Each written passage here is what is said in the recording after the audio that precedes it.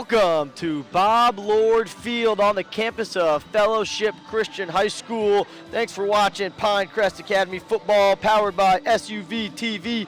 Alongside John Paul Hoover, I'm Ned Case, and we are excited for the matchup we got tonight. A big-time matchup between two schools, both repping the Paladins, and a big-time region matchup on the line tonight. Chance to really take advantage of the region title for either team tonight, John Paul. What do you expect to see out of Pinecrest really chasing down Fellowship in this region? Well, I see. When you look at this game, you can almost call it a region championship. These two teams who, along with their schedules going in the next 2 weeks, are really going to be the two dominant teams depending on what happens tonight. And you got Fellowship in first place, Paladins currently in fourth. This is the Paladins' last, Pinecrest Paladins, last real threat to their region championship hopes. Next, Whitfield and St. Francis. Whitfield has scored a grand total of 28 points this season, not really a threat. And so Paladins just take advantage of this game, take advantage of the spotlight, show what you made of. You're in a great groove, and let's just hope for the best.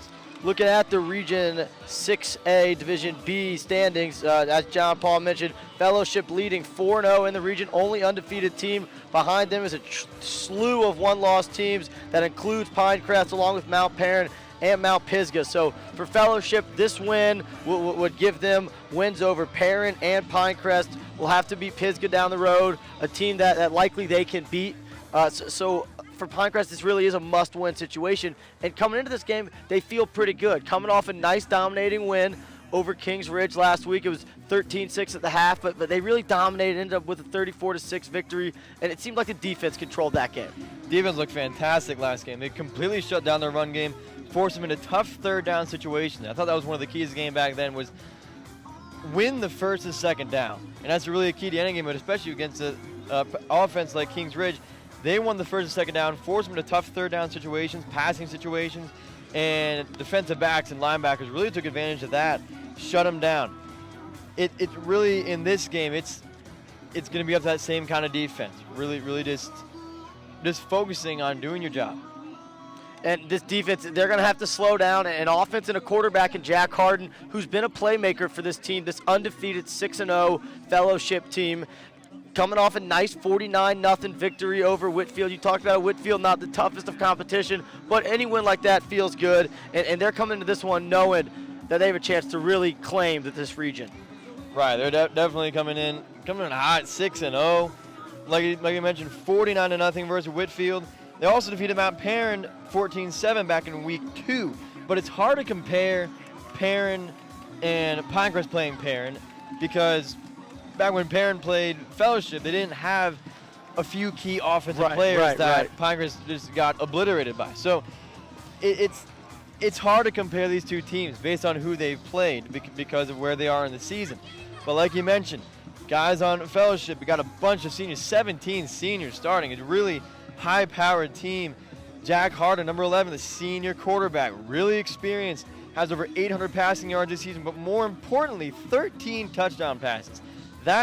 Anybody can get passing yards. Passing touchdowns means that you're really taking advantage of the opportunities, means you're clutch. You got that gene that you can just, not force it in there, but really throw it where you want and make a play when you need to. And as the Pinecrest captains get ready to meet, it looks like all 17. No, it looks like only the 4 captains for Fellowship at midfield. We're going to take a quick break, and we're going to be back with the keys to the game. Don't go anywhere. We're moments away from toe meeting leather here at Fellowship Christian High School.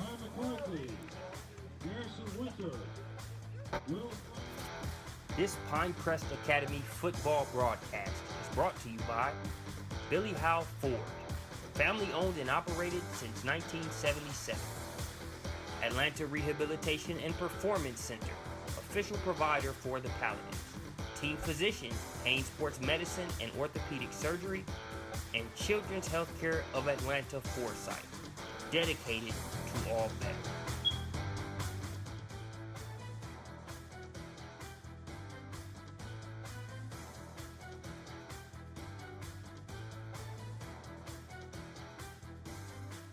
We know our Paladins bias will jump out, so try to follow along with us. But Before we get into the game, the captains are meeting here. We're under a minute until kickoff's set to take place, but we're going to take a look at our keys to the game presented by the O'Rourke Family and Cosmetic Dentistry. And the first one we touched on a little bit is, can this Pinecrest defense slow down Fellowship Christian? Averaging 48 points per game their last 3 games. You talked about Jack Harden averaging over 2 touchdowns per game this year. That's going to be a task for this defense. Right, and again, depending on whose Fellowship has been playing, they played Whitfield, who's given up over 20 points in the majority of their games this season. But, yeah, like you said, Jack Harden had a 139 QB rating. That's very, very high. That's up there. And that means that he's making players around him better, too. So you got the wide receivers, you got seniors all over this offense that are so experienced, been running this offense for 4 years now. And it's going to be really important for Paladins to shut that down and focus on your key players and really just take away that opportunity. And offensively, Pinecrest, they have to have success with the option, and they need to have it early. We saw it last week. Jack Binkley carried the load that first drive, and that's what they need all 4 quarters tonight. Right, we saw Brooks Binkley. Excuse me. Yes. He 60 out of the first 72 yards in that first drive was Brooks Binkley. And I thought, personally, that first quarter of offense for Pinecrest was the best I've seen all season. It was incredible. You could just do whatever they wanted to him, run it, pass it. They didn't need to pass it, they kept running it and getting success. So really it shouldn't be an issue to execute. We've seen them do that. It's a matter of stepping up to the occasion, getting that mental state that we can beat this team. We know they can execute. It's a matter of just performing, stepping up to the plate. We see this Paladins team, they're hyped, they're ready to go. They're going to come out charging at Brooks Binkley, waiting for the team with his hammer at the 25-yard line. And our final key to the game as we get ready to start, and it's going to start with first play. Special teams has to be a factor. Big games like this, you make a special teams play, you're going to win it. You're going to win that game. That's going to give you that advantage that you need. And the Pinecrest Paladins, they've been good in special teams all year. Tonight, they need to be great. They need to be great tonight, and we saw a spark last game when Ryan McCarthy burst through the line to block an extra point, which is actually key because our kick got blocked the drive before that. So things like that, you don't exactly plan for it. So if you're the opposing team and your punt gets blocked, your field goal is blocked, it's kind of a shock to the system. You can't really game plan for that. So that is what makes it so key for Pinecrest special teams to really take advantage of those situations where they have an opportunity to really make a big effect in the game by just making one play on special teams. So we take a look at our coach close-ups presented by Haynes Sports Medicine. We see Pinecrest coach Todd Winter. Coach Winter in his 5th season for the Paladins, brings a wealth of knowledge, coached at the college level, back to the high school level, led this team to the region championship in a playoff appearance last year, 2nd round, looking to do that again this year. Right, it's every year so far that Coach Winter has been here, the team has improved record-wise and region-wise. It's going to be hard to top last year, but right. If there's any team that can do it, I think it's this team with a strong group of seniors, strong bond between the coaches and these seniors and the rest of the team. Really looking forward to what happens in the finish the season strong and head deep into the playoffs. And Fellowship is led by head coach Al Morrell, his 4th year at the helm of this Fellowship Paladin football program. 20-16 in his 4 years. 5-5 last year, 4-6 the year before, always hovering around that 500 mark, but has this team at 6-0 this year. And a big part of it, we talked about it, could be due to those 17 seniors that this Fellowship team has, and they're getting honored tonight. It's senior night. It's going to be emotional for them. Let's see if Pinecrest can override that early wave of emotions as Stuart Jeans takes his little hop set, and he's going to put his right foot into the ball, and it's going to be fielded at the 10-yard line. Coming up the middle, looking for a little bit of a hole. One missed tackle. And the Paladins gang tackle number 27. That's Cameron Gill. Return of the kickoff for Fellowship. Yeah, like you said, emotional game. And probably said emotion 200 times in these broadcasts so far. So I'm going to do it again. And Coach Brennan always said it's an emotional game. And when you have a senior night like this, it just makes it 10 times more emotional. You got moms and dads out there congratulating you before the game. Yep. Still got to get in that mindset, but that's in the back of your head, like, hey, this is senior, this is my night. Let's put on a show. Could be a little bit of a distraction, but yeah, we'll see if Jack Harden and the rest of the senior group can overcome it. Harden, 6 foot 190, leads this team as they're going to snap the ball quick, single back formation, 3 receivers to his left. It's going to be a keeper for Hardin as he faked the toss and nowhere to go. Dragged down, looked like Alan Yadav might have been the first one on the tackle there. Alan Yadav making plays early. Excuse me, I think they look like Wills Brown. Wills Brown, okay. But certainly a guy like Yadav you expect to call his name. Right, yeah, he's making plays early and often. Not a whole lot last game, but a consistent player, so is Wills, along with Wills Brown. And coming in motion, it's number 5, Andrew Johnson. He's going to get the ball, looking for a little room. Got about a couple yards back, but he got beat up pretty good there. Looked like Carson Holler was coming downhill from his safety position. Pretty much exactly how the defense started against Kings Ridge last game. Held them inside the 20-yard line, actually. So just keep doing your job. And if that offense, when they know that they can't do anything, I know it's early in the game to say something like this, but when they know they can't do anything against you early like this, and they start trying different things, that's when you know you got them. Pinecrest defense has fellowship in the 3rd and 8.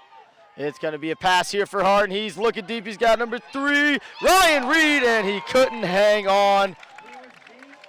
Reed got past Holler, looked like, but could not haul in the pass. The fellowship will punt on their opening drive. Yeah, those back shoulder, over the shoulder passes where you're kind of looking upside down on it. It's that's a tough catch to make, but almost a perfect throw. So Reed, a good good for the defense. Excuse me, Reed, a good athlete, 6'1", 185. You were talking about in warm-ups. Look at 3 over there. He looks like an athlete. Yeah. And we see him. They try to get him the ball early. I expect we'll see Reed again. A little bit of a low snap, mishandled, but still got the punt off. Actually, a pretty good punt as Holler's going to let it bounce. And then he's going to field it at the 29-yard line. Coming up the near sideline, he'll be pushed out at the 36. And Holler with a little bit of a late shove there. And they're going to let him play. Motions here early for both sets of Paladins. So first drive will start at the 36-yard line for Ryan McCarthy in this Pinecrest offense. McCarthy last week, 179 all-purpose yards. 101 of those came on the ground, including a touchdown. So we'll see if he can have that success, get above that century mark 2 games in a row. Brooks Binkley will line up directly behind him, and we'll have Barozes and Holler as the A-backs, as we're used to seeing. And Jack Binkley at the top of the screen, split out a couple yards away from the tight end, Yadav. And McCarthy takes a snap. It's going to be a little bit of a speed option. Look, McCarthy keeps it, sticks his foot in the ground, keeps driving up to the 41-yard line. That's a little bit of that speed option. Look, Coach Winter said that's something they worked on and added this week in practice.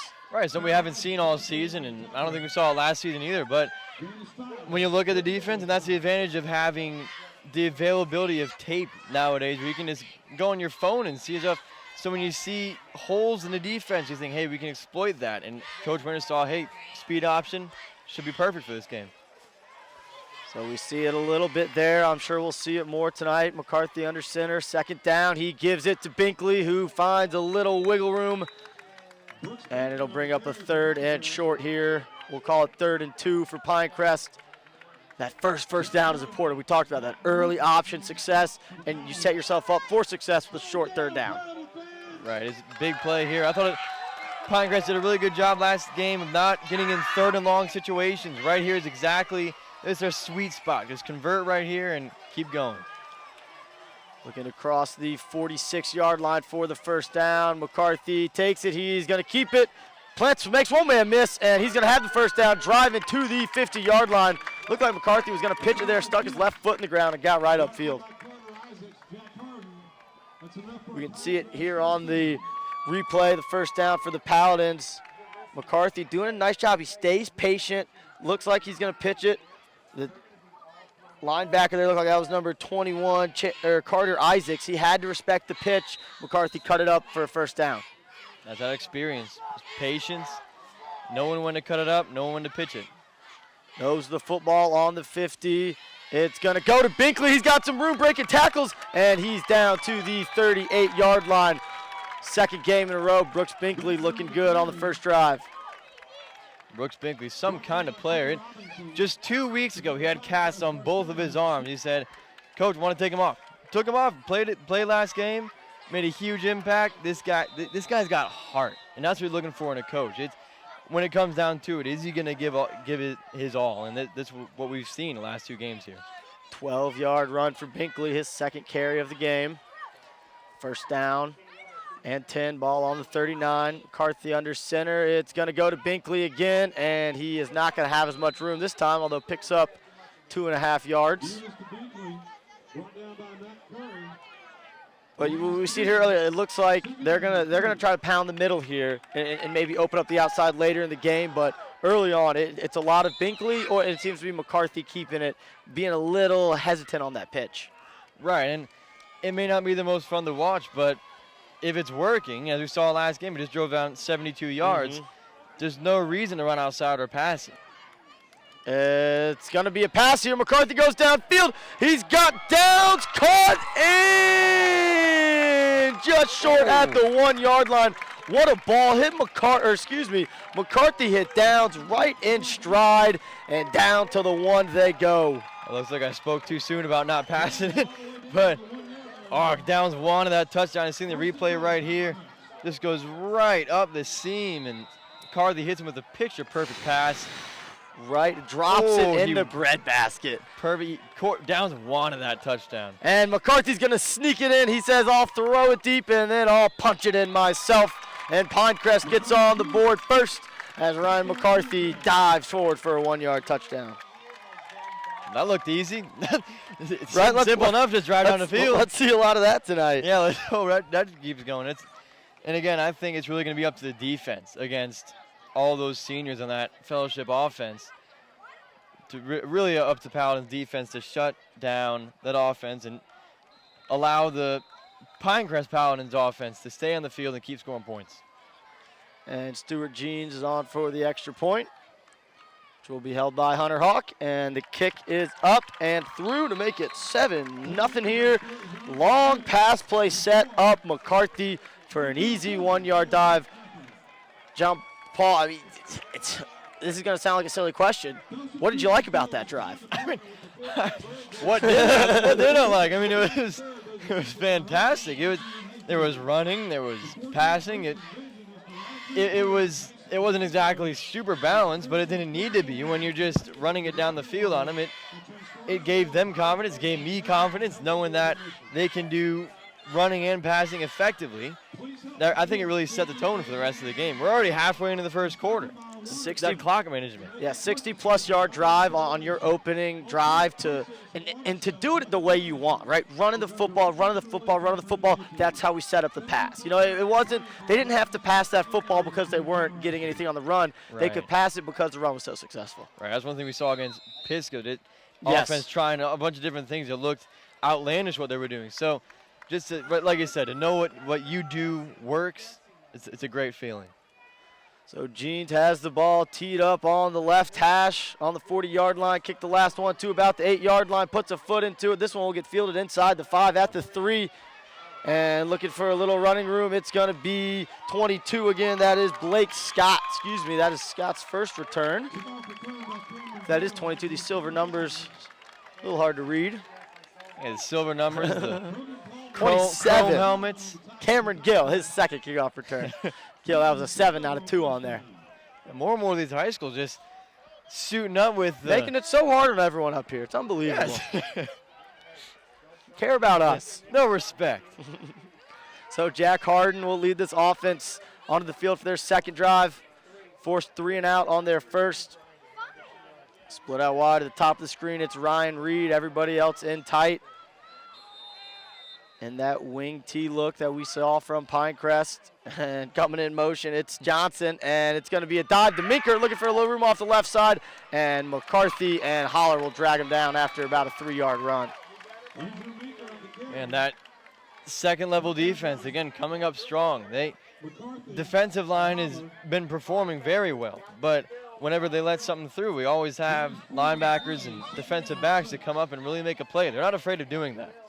And gang tackling, you see it. McCarthy and Holler both there to meet him at about 4 yards. It's going to be Johnson in motion again. And again, Minkert on a little bit of a counter play. And Hunter Hawk waiting for him right there. Drops him for no gain.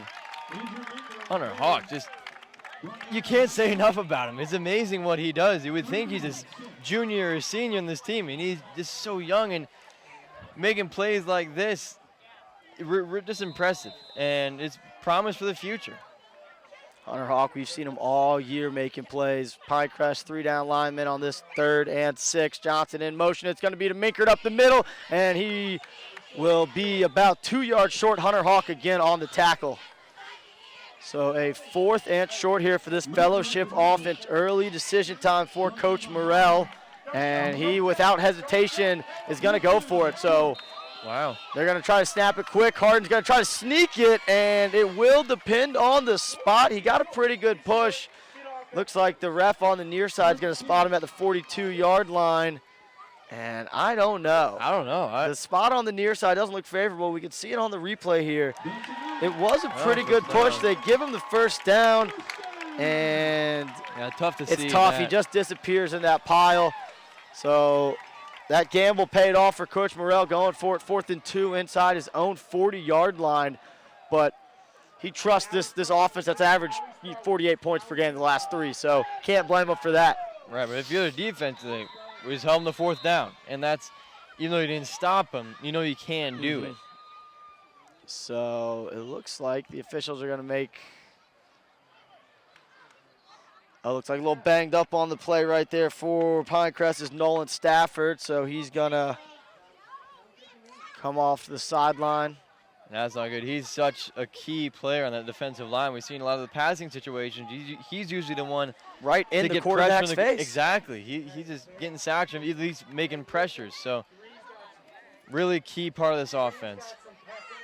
Didn't see what happened on that play, but Stafford walking off slowly, getting a little help from Daniel Duke and one of the coaching staff members of the coaching staff. And Duke jogs back on the field after helping his teammate off.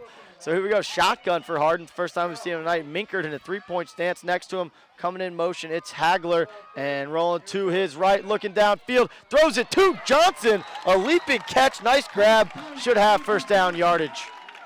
Andrew Johnson on the reception there. Interesting coverage. I don't know how Al Nadav got out there to tackle him. We saw him. Let's say inside. Oh, we see it, Johnson. Yeah, just an out route and just a little too much speed for Nadav, who just couldn't quite catch up to him, but a nice ball by Harden nonetheless. So Harden again in the shotgun, 2 receivers to each side, brings Johnson in motion, and that looked like it's going to be offsides, but that was a very, I'll tell you what, that was a very well-designed fake play, because the way Harden and Johnson coming in motion faked it, it looked like the ball should have been snapped. Yeah. So I was like, it was a problem for them. It looked like they made a mistake. A very creative play there, although only one Pinecrest Paladin jump, so pretty good discipline by the defense, but 5 free yards there for Fellowship.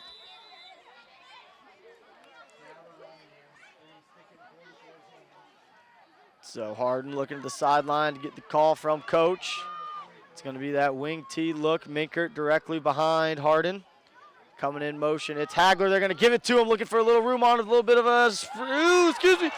Oh, Hagler gets some room on a sweep play was the word I was looking for. And Fellowship is going to score to tie this one up. Merrick Hagler. That's just 55 yards. That's just sloppy tackling. You guys are in position. You just got to wrap up. And we'll see it here. Yeah, you're right. I mean, it was a sweet play. I couldn't think of the word there as we were going on, but just 1, 2, 3, 4, 5 Paladins right there.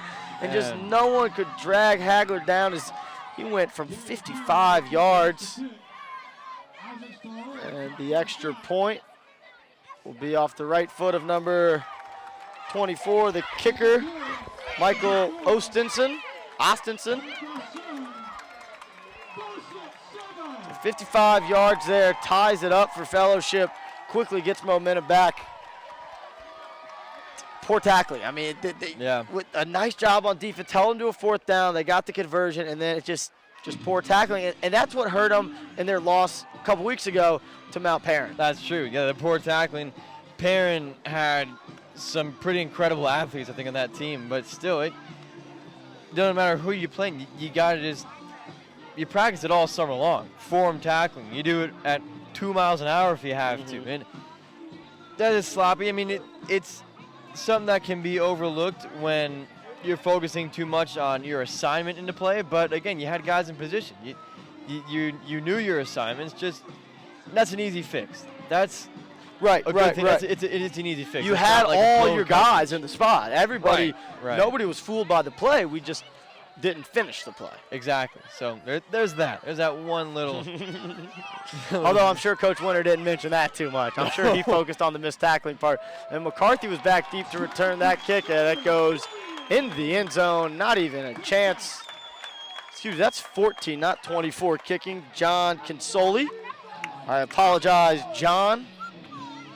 So here we go. Ball starts on the 20. An offense that drove down the field with good ease. One pass play, a lot of running. Let's see if they can do it again.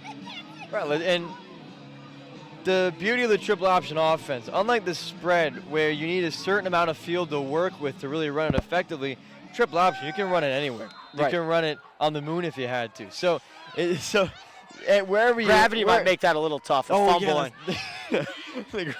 Yeah, man. I had physics today already. I'm good with that. McCarthy gives it to Binkley on the first play of the drive, and he's going to drive forward for 8 yards. A great first play to start this drive for Pinecrest. And again, just a couple yards, 2-3 yards every play. That's all you need in the offense. And that makes it hard on the defense because you got to hold them to a significant low amount of yards per play to really be an effective defense. So 2nd and 3 here for the Paladins. It's going to be a tight formation, down, split out a little bit as a wide receiver to the near side. Binkley straight behind McCarthy. And Holler comes in motion. It's going to be a give to Binkley again, though, and he gets dropped for negative yards there. Fellowship finally found a way to stop the big man. Yeah, they definitely did it right there. It is clogging up the middle. Not much you can do there. So 3rd and 4 here for Pinecrest.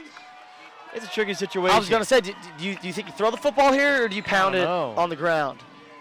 I would throw it just based on that last play. It's right. so. But it looks like a bunch formation here. Binkley is split out wide a little bit, not in the receiver stance. And it's going to be a keep from McCarthy. That speed option look makes one man miss. He reverses his field, coming to the near sideline. And McCarthy to the 50, crossing it, stiff arms a man, breaks another tackle. McCarthy driving downfield, and he's out of the 30-yard line. Ryan McCarthy going from 30 to 30 on a 40-yard run, reversing field. Ryan McCarthy, wow, what an athlete. Yeah, incredible play right there. You know you're a good athlete, and you're getting some negative thing from the fan here. The incredible athlete, when you reverse field, and then number 6 on Fellowship, you see misses a tackle, and then has time to come back up. That's when you know you're a good runner, when you stay up long enough for a guy to miss a tackle and get back up and try to tackle you. So McCarthy down to the 29-yard line on the 3rd and 4. That's a big-time conversion. We'll see if they can keep this momentum going as Holler comes in motion, and it's going to be a little counterplay to Burroughs. Is nowhere to go, tries to reverse his field. That time Fellowship wasn't going to let it happen again. Yeah, Burroughs is trying to take a card out of Ryan McCarthy's hand, and not the same. I mean, it's another one of those things that kind of that recent memory is like, hey, well, he just cut back last play. Right, why would we let him do it again? So drives the ball back to the 32, loss of 3 for Pinecrest. It's really their first truly negative play. I know they've had a couple that have gone back for a yard or two, but first time it puts them behind the sticks. So 2nd and 12, down, split out wide to the far side.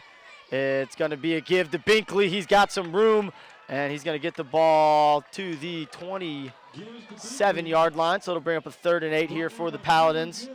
And they are a little bit outside Stuart Jean's field goal range. I think if you get down to maybe the 22, 20-yard line, you got a shot. But I got a feeling it's going to be 2-down territory for Coach Winter. Yeah, I think that's how it's going to be. And I just play it conservative. It's early in the game, tie game. I think the offense has a good amount of control over what they can do. It is say make it easy right here. So Jack Binkley split out wide. Burroughs comes in motion. McCarthy's going to throw it. He's got some pressure in his face. Rolling his right, got a man wide open. It's Carson Holler, catches it at the 16. Tries to make a couple man miss. He's going to get dragged down at the 6-yard line. Carson Holler was wide open. McCarthy throwing the ball on the run. Very effective.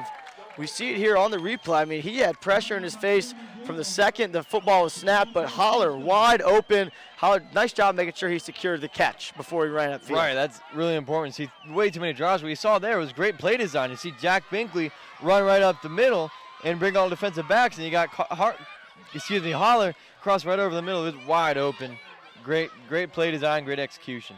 So first and goal from the 8 here for Pinecrest. It's going to be give to Binkley, and he's down to the 3-yard line. A nice hole there, but he was taken down by Jack Harden. Jack Harden, kind of the Ryan McCarthy of Fellowship Christian right here. Playing offense, defense, making all the big plays. So second big pass play Fellowship has thrown to get inside the 10-yard line. Last time set up a 1-yard scoring punch from McCarthy. Ball on the 2-yard line here. Let's see if McCarthy punches it in.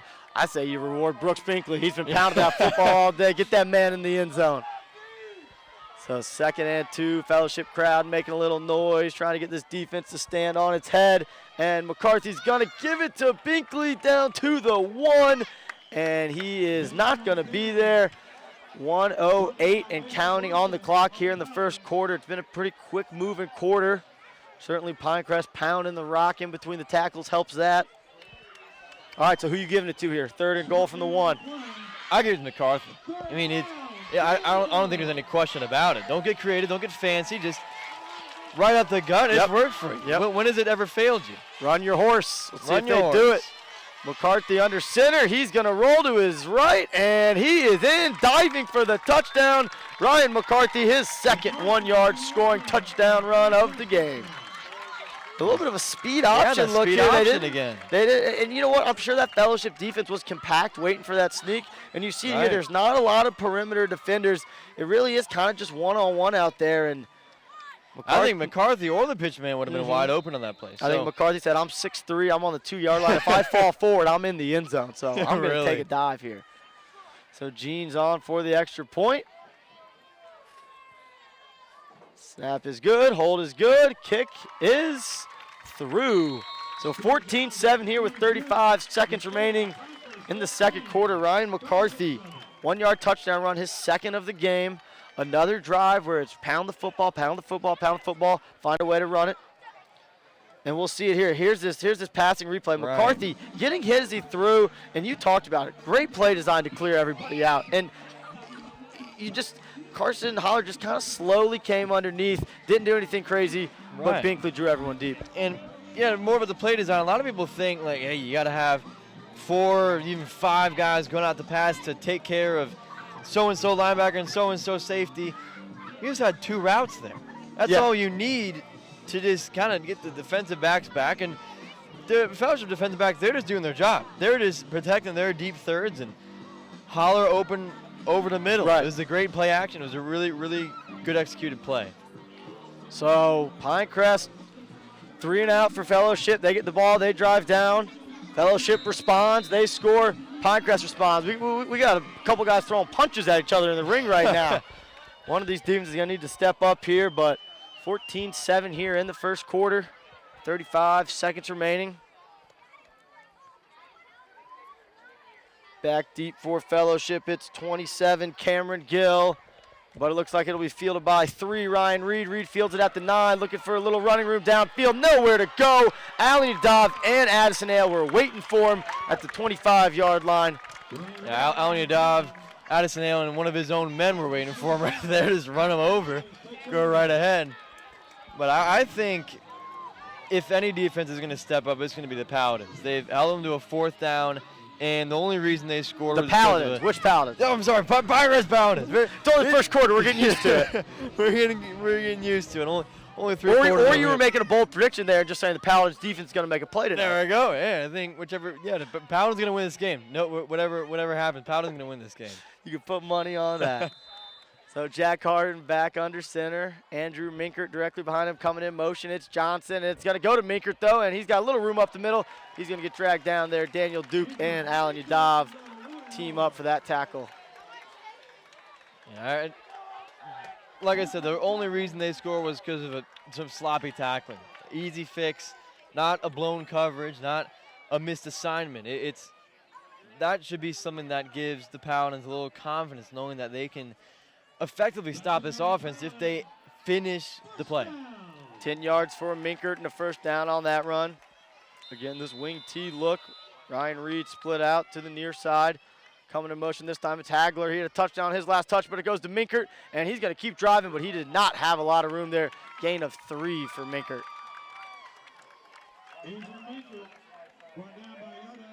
Good first quarter. Yep. Promising first quarter. That will bring us to the end of the first quarter here at Bob Lord Field on the campus of Fellowship Christian Academy. The score, Pinecrest 14, Fellowship 7. We'll be right back on Pinecrest Academy Football, powered by SUVtv.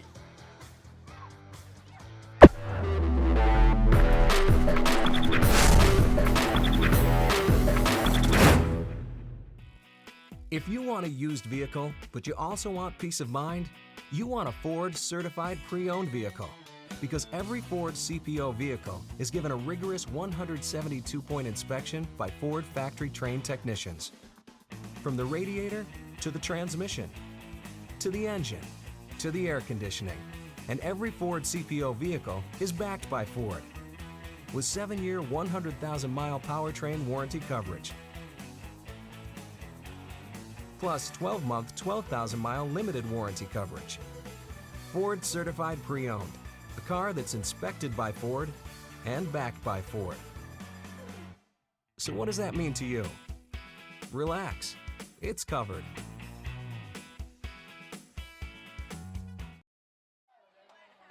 As a certified financial planner, Pinecrest Academy family member Bill Kiernan brings the professional certification that provides peace of mind that you will receive sound advice for your financial planning needs.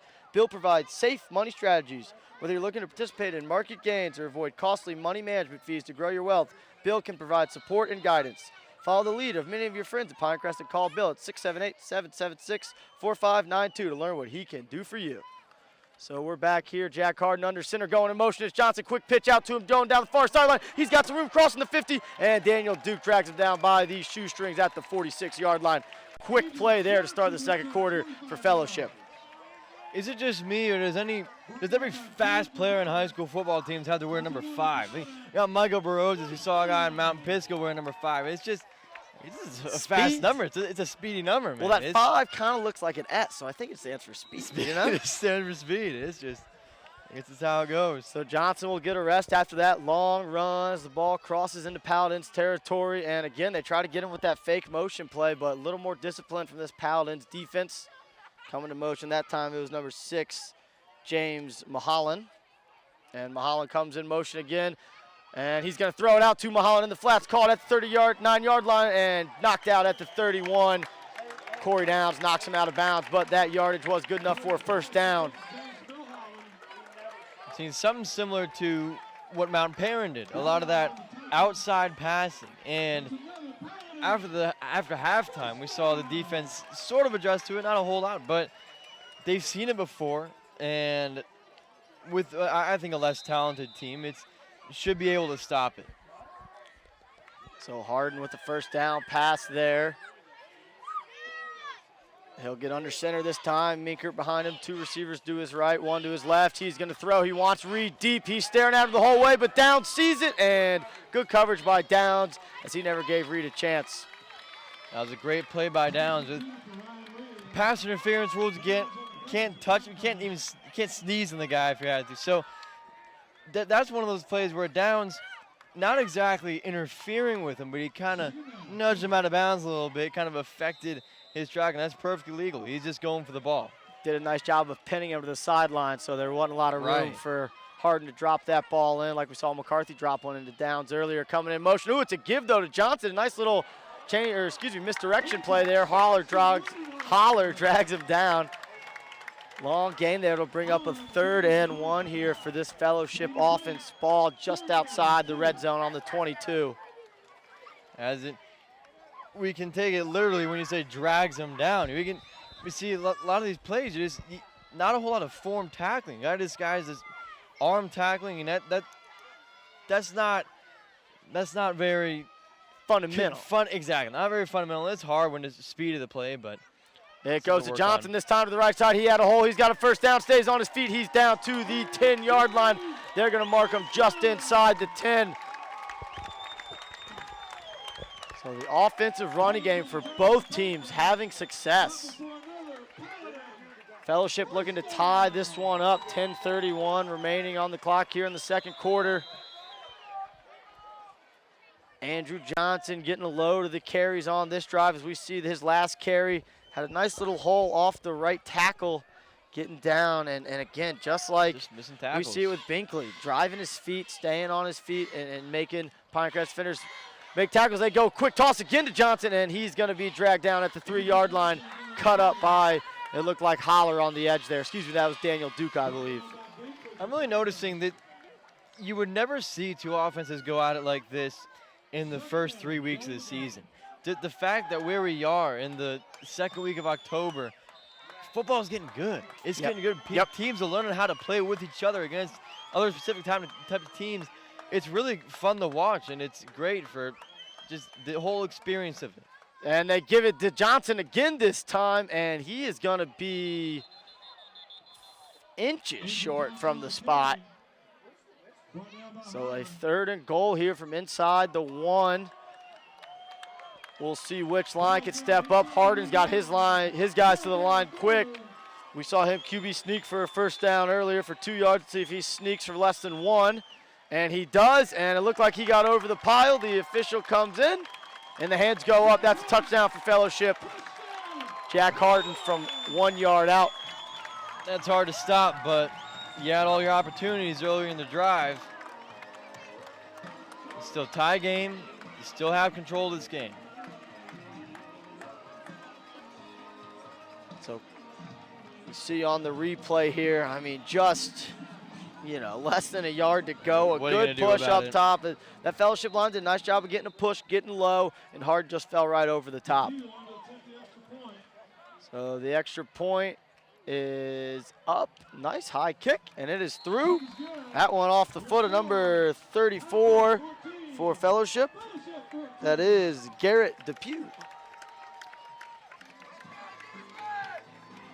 So I don't see any of these offenses holding back at all. It's just really just driving on the field. It's, like I said, fun to watch, and it's really makes for a lot of good tape. A lot of tape to scare opponents coming up. Got Whitfield and St. Francis are going to watch this game, at least the first part of it, and be like, wow, the offense looks very good. Both offenses kind of seem to be playing bully ball. Hey, we're not going to do anything crazy. We're not going to do anything fancy. We're going to line up, and we're going to play smash mouth football. Right, that's football at its purest form. If you're what we call the purest of football, the little sensitive little things. Oh, that's too much celebrating in the end zone. Too much celebrating in the end zone. Just bring them all here to watch this game. They're going to love it. No doubt. And it is high scoring, 14-14 here in the second quarter, 9:09 on the clock, and that ball will be in the end zone. McCarthy watches it bounce, and this drive will start on the 20. So last drive started on the 20 for the Paladins. They went 80 yards. Ryan McCarthy punched in his second rushing touchdown. We'll see if we can do it again. 4 straight possessions, 4 touchdowns. Only punt we've seen was the first drive of the game. Fellowship went 3 and out. Yeah, but again, still waiting for one of these defenses to show up and make a play. Well, and even one of our keys to the game was special plays by special teams, right? That's a good point. In a game like this, if you can get to a punt situation, you can block one, you can return one. That momentum, that energy, that emotion that we love to talk about could come into play. So here we go, McCarthy under center. He's got Binkley behind him. Holler comes in motion. It's a keeper by McCarthy. A little midline look there. He got 2 yards. And again, like you said, the special teams. On that last extra point by Fellowship, we saw Carson Holler leaping in the air. He looked like he was a few inches from blocking that ball. So was one of those plays. Right. All it takes is one little play, and you need 1 point to win a game. You don't need 28 points. So if you just block an extra point and you just have that 1 point advantage, you keep scoring, this can be your game. Yep, no doubt. So McCarthy looks to the sideline at Coach Winter to get that call. Echoes it to the team. Same triple option look we see. Barozas and Holler. And it's going to be a give to Binkley. And he's going to get stacked up right away. So Fellowship has seemed to key in to the inside run so far on this drive. They stopped Binkley. McCarthy had to keep it on the midline. They go to Binkley again, only about a half a yard gain. So I would like to see him go outside with Broses. Get him outside. We saw last game. He didn't do a whole lot, but what he did was good. He got into the end zone, one of his only carries of the game. That's a high. If there was a shooting percentage in football, that's a high shooting percentage. If one of your only carries is a touchdown. So I would say get it to Broses. we'll see what they do here. Barozas comes in motion, and it's going to be a pass this time. A nice comeback route run by Downs, and the ball right on the money. McCarthy and Downs, that's starting to look like Ryan to Jones for the Falcons. It really is starting to look like that. That is a few years back. I was talking to Coach Winter. This is, you see in the replay here, the rollout comeback. A really nice route run by Downs. Oh yeah, that's Downs. His practice in freshman year. He's been running that route. That's their bread and butter in passing situations. It's that comeback. When you're running for 4 years straight between two guys, it's going to be good. He's got to know when to use it. McCarthy, 3 completions on the day, gives to Binkley, and nowhere to go. Might have lost a yard there. Good play by that Fellowship defense. Yeah, like I said, defense really keying in on those inside runs. Not going to get much done.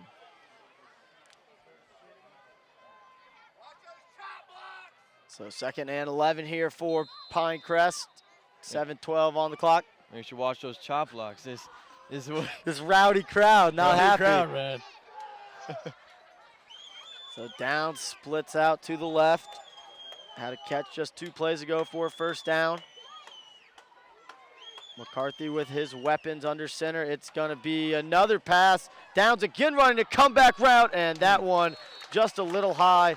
The difference on that, I think, was McCarthy that time rolling to his left, having to turn that body, rolling to his right. I think just a more natural throw for him.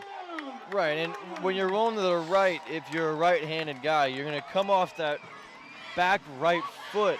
You're already using it to run. Whereas if you're, like you said, rolling out the opposite direction, you have to really kind of swivel those hips. Right, it's a whole different motion. It's a whole added motion, which means you got to get out quicker, and just wasn't able to convert there. We're up here swiveling our hips like we're playing quarterback. Here we go, 3rd and 11 for McCarthy in this offense. He's going to drop back to pass, pressure in his face, screen play. Ooh. Holler just pulled it away from one of the defenders, but he doesn't go anywhere. Nice tackle on the play, number 13, Trey Robinson, but that was a risky play. Holler pulled it right out of the hands of number 67 of the Fellowship defense. Yeah, seeing the replay right here, Holler just kind of saved Ryan McCarthy there. Good screen recognition by Zachary Murray, but Holler just had the stronger hands, a little more used to catching the football, playing those skill positions. Yeah. So Pinecrest is forced to punt for the first time tonight. And back deep for Fellowship, it looks like that's Carter Isaacs standing at his 25-yard line. And big punt off the right foot of McCarthy. It's a high punt. We'll see if it takes a Pinecrest bounce. And it does take a little bit of a Pinecrest bounce. It'll roll inside the 35. The guy's running And down. beat down to the 34. Didn't even know where it was. It was way behind him. They're like, where's the ball? A nice high pump by McCarthy. Not quite the distance they were looking for. It was about a 31-yard punt there from McCarthy, so not too bad. We'll see if this defense can get a stop. Haven't had a stop since the opening drive. Right. I mean, if there's anything that I think we haven't seen be a huge factor yet, it's field position. So, yeah, it was a little short punt, but they're driving, yeah. Exactly. It's not really going to matter where they're coming from. So 5:53 remaining in the first half. 14-14 score here in the Battle of Paladins. It's going to be a pitch out to Minker trying to get to the edge, and he does to the 50 and knocked out of bounds by Carson Holler. But Minkert found a shoot on that toss play, got upfield. Tell you what, for a big guy, Minkert moves pretty well. We can see it here on the replay. Yeah, we see it in the replay. I have distinct memories. This guy came back, and I played in middle school football, and when out standing on the field, this guy runs past you. You feel his footsteps. It's incredible. He's, at least in middle school, he was a man among boys. Excuse me, and he's just an incredible runner. Really good athlete. Minkert able to pound the ball in between the tackles, and as we see there, get to the edge. He'll get a breather. Harden puts Johnson in motion. He's going to throw a quick screen out to Reed, and not a lot of room as Alan Yadav is out there, although Reed slipped a couple tackles. Ball's on the ground. Let's see if we can find who came up with it, and it's going to be Pinecrest football. Big time play there for Pinecrest. That's the kind of momentum play that you need. There we go. The Pinecrest defense says, all right, we'll step up first. So we see here. See the replay. Quick screen out to Reed. Good pursuit by this defense, and looks like who rips that out? Ryan McCarthy ripped that football right out of Reed's hands and jumping on it. Looked like it might have been Carson Holler jumping on that football there. So Ryan McCarthy with a big takeaway. He wants that football back in his hands from the quarterback position. So McCarthy, they're going to throw off it. Down deep, Downs behind his defender, and just got a little spun around. But a nice play design there as a good ball fake by McCarthy, and Downs kind of snuck down the middle of the field. I like that play, going for a big play after that turnover when you already got momentum. Right, that's exactly what you got to look to do. And we've seen some passing success in this game already, so why not just keep going at it? It may have been McCarthy's first incompletion of the game. He's going to bring Holler in brief motion. It looked like Fellowship jumped, and they did. So 5 free yards here for Pinecrest. They'll take that. We'll take Get it. them back on track with moving the chain, 2nd and 5. Another thing I saw on that fumble recovery was, even up here, I thought the play was over. I thought it was like, all right, he's going to take him down. But Ryan McCarthy, Carson Holler, these guys have been playing long enough to know that a play isn't over until the whistle blows. And really good job there of just not giving up on the play. And Holler's right there to dive on the ball. He wasn't like, oh, where's the ball going? He knows exactly where it is. Pounced on it. Pinecrest ball. 2nd and 5 here for the Paladins. 5:06 on the clock here in the second quarter. It's going to be a give to Binkley, and he's going to drive forward for about 2 yards, bringing up a 3rd and 3. A little pushing and shoving after the whistle, as you'd expect in a game with this much region implications. Yeah, we saw a little pushing and shoving coming from both sides now, and refs are, I think, doing a nice job keeping it under control, but letting them have a little emotion. Yeah, a little emotion is. Yeah, they did a good job. Too many times to see refs just kind of take some of the emotion out of the game, but doing a good job here. Just let them play. Let them play some football. This Fellowship crowd on their feet, clapping, making some noise. They're whistling. They're trying to get their defense off the field, give this offense another chance. And Coach Winter is going to choose to take a timeout. So on a 3rd and 3, Coach Winter will take a timeout. Pinecrest Academy is a private pre-K through 12 college preparatory Catholic school. We provide an atmosphere of academic rigor and critical thinking while offering personalized attention in a Christ-centered environment of faith and reason. Call us today at 770-888-4477 to schedule a visit to Pinecrest, or visit our website, www.pinecrestacademy.org, to learn more about our award-winning school. Besides award-winning school, region-winning school last year, Pinecrest in football looking to do it again. 3-1 in the region this year, log jam for 2nd place with Mount Pisgah, Mount Perrin, all 1 loss in region. Fellowship, the only undefeated team in region. So big game for both these teams. Fellowship to really take a hold of this region, and Pinecrest to keep that back-to-back region championship hopes alive. And a big 3rd and 3 here late in the second quarter could give Pinecrest an opportunity to drive the ball down the way this offense can run clock. You could maybe take this whole 4 minutes out and punch one in before the half here. I think you easily could. So it starts with a 3rd down conversion on this one. McCarthy under center, and he's going to bring Barozas in motion, but he's going to give it to Brooks Binkley, because who else would you give it to when you need some short yardage? 6 yards on that run for Binkley, and a 1st down for Pinecrest. He's going to just put his head down and run right over him, man. That was... Yeah, you see the replay right here. Look like boom. Safety was waiting for him at 5 yards, and he said, "You can wait for me at 5. I'm going to go ahead and get my 7." Yeah, you can do what you want. You're not going to stop me. So a 1st down and into Fellowship territory for Pinecrest. And it's going to be another pass for McCarthy. He wants Binkley this time, going over the top, and about 2 yards too far for Binkley.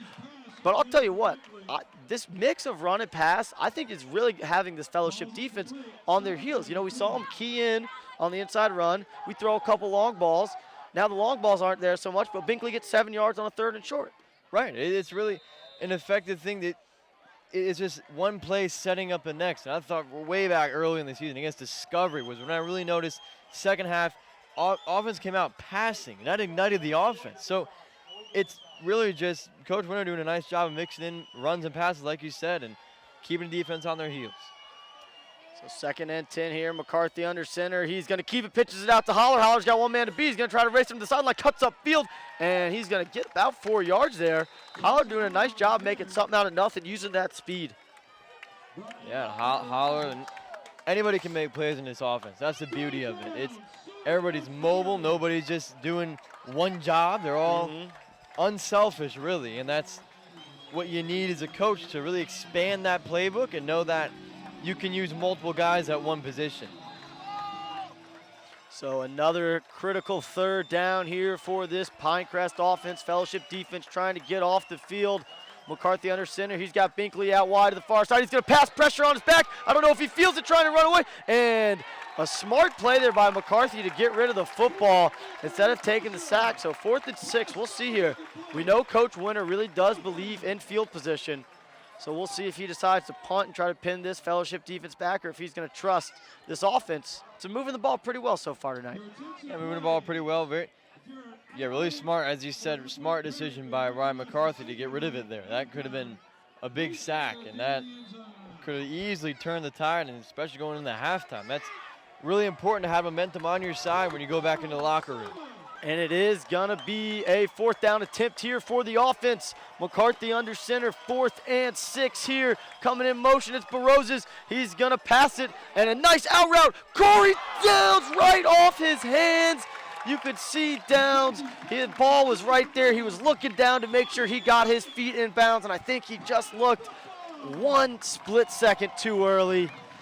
Fellowship defense gets a turnover on Downs. And when you turnover on Downs, that's fun. But that was, I didn't even mean to do that. Maybe we're going a little too far. But Downs, yeah, like you said, there's 2 parts to that kind of catch as opposed to in the middle of the field. You just got to make the catch and focus on the guy. You got to focus on your feet. But that's the catch he's been making for 4 years. And you got the nice little sticky gloves there. I mean, that's tough to see. But I got a feeling we're nonetheless. going to see 82 make a play to make up for that at some point tonight. I think we should. Maybe a pick. It's going to be Johnson trying to come to the outside. Holler flying up like a rocket. Gets first contact. Nice pursuit from the rest of that defensive line of the Paladins. I hate to be the guy who's saying more fundamentals, but look, you see Holler flying in. Yeah, it looks cool, but that's not a form. That's not what you need. You got to wrap up, get the guy down. We've seen this offense just drive right through the tackle so far. It's going to be Hagler in motion, but they're going to give it to Minkert this time, and Holler drags him down, but it looks like Minkert got to the 45-yard line and a first down. Getting close to halftime. It's really important. 2:28 on the clock. Fellowship with all 3 of their timeouts. Pinecrest with 2. And we hear a whistle, and Pinecrest has 1. So Coach Winter will call a timeout here with 2:28 remaining in the second quarter with the score all tied up. 14-14. We'll be back on SUVtv. Oh, excuse me, we're going to get one more replay right here. We see Minkert on this nice long run for a first down, and you see the hole open up right there, and you know, part of that comes from those sweep plays they've been running, and it's just like, I mean, it's not that same triple option every single play, but it's a lot like Pinecrest offense where there's a lot of misdirection going on. A lot of inside and outside running as well. Right, and it's not just misdirection going on inside the plays themselves. It's play by play by play. It's you go on the outside, and you got all of a sudden guys in the middle saying, okay, we got to cover your outside. Then you go right up the middle. So, like I said, similar to what Pinecrest is doing with their offense, mixing it up a little bit. You just got, I think so far, it's the consistency of running has shifted from the Paladins to Fellowship. Fellowship really having a good day running in here in the second quarter. So Coach Winter uses his second timeout, gives his defense a little bit of a breather. Probably a good idea here. Really could use a stop. It's going to be the shotgun for Harden. It's going to be a draw play, and he's got some room. Followed the block of Minkert and got about 8 yards there, bringing up a 2nd and 2 for Fellowship. Interesting call there. That's just another threat you got to be aware of on defense. Just followed Minkert right through that hole for 8 yards. So clock's ticking down near 2 minutes. Again, 3 timeouts for Fellowship, so no rush for them. Shotgun for Harden, 3 receivers to his right. It's going to be the same exact quarterback power play, and Harden with even more yards this time down inside the 25. They'll mark him at the 23-yard line. Oh, Mike. And we see it here on the replay. It's the same play we've seen twice in a row, just a quarterback power using Minkert as the extra blocker. You see him pick up a linebacker there. Nice block by Minkert. And Harden just follows it and keeps his feet moving. Harden's a quarterback, but don't make no mistake, he's a big guy, and he can run right through if he needs to. It's just like Ryan McCarthy for the Paladins. And same play once again. Harden bounced this one outside a little bit and dives forward for 8 more yards. You see Coach Winter, the sidelines, arms out like, what's going on? They're running the same play. The same play over and over. If it ain't broke, don't fix it. But the Paladins defense is broke, so I need some little fixing right now. So. So Fellowship taking their time, letting this clock run down, and Nolan Stafford sprinting off the field, does get off the field before the snap. Harden in the shotgun, Minkert to his right again, and it's going to be the same draw play, and not quite the yardage they had been getting, but looked like it will be first down yardage for Fellowship. Good to see Nolan Stafford still in the game. Yep. Saw a little scare in that first quarter.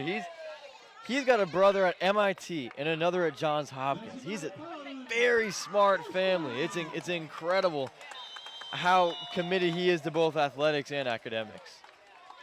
It's good to see him in this game. First time out for Fellowship. 1:07 on the clock. 14-14 score as we near the first half. Coming to a close. John Paul, you know, we talked about our keys to the game. It was get the triple option going early and often. They've done a nice job of that. It was make plays on special teams. We haven't quite seen that yet. And it was slow down this offense, which they've kind of struggled to do. Right, they really struggle on the defensive side, and it's really just, I think the middle is getting exploited a lot. And maybe that was the absence of Nolan Stafford for a few plays. He got some inexperienced guys in there, but nonetheless, you saw him executing earlier in the first quarter, and now they're having trouble even executing. So it's really just, again, up to those middle defenders, that those 2 middle linemen and then the middle linebacker and even a safety needs to be there. Right? Just really got to clog up that middle. That's what they're just going right up right now. So Harden under center this time. From the looks of pregame warm-ups, definitely in field goal range. It's going to be a pitch out to Johnson, and he breaks one tackle, breaks another, stays on his feet, and he is down near the first down stick. And Coach Morrell finds the official right away and calls a timeout here with 56 seconds remaining. Looks like a player down for Pinecrest on the far side. Can't see a number. But Johnson running the ball hard. They run those pitch plays, and the running back catches the ball just about a step or two behind the line. And you think if Pinecrest can get some push from their edge defenders, there's a chance for maybe a fumble. We see it here, just that pitch, just right 2 steps behind the line of scrimmage. Yeah, that's a risky play for them, but it's working right now. So like you said, if you just maybe get a couple defenders in there, break that up, but then you leave passing open. Right. So there's always.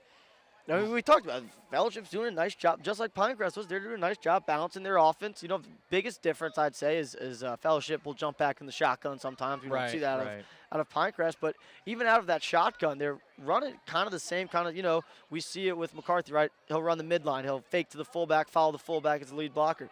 Out of the shotgun, Harden's just got his fullback lined up next to him, and he's his lead blocker. So same kind of plays, just different formations to run it. Right. And that's what makes it confusing on defense. Because they say, oh man, a different formation. What are they going to do? They're going to run the same play. So don't overthink it. And for me right now, I mean, I can see why this team is 6-0.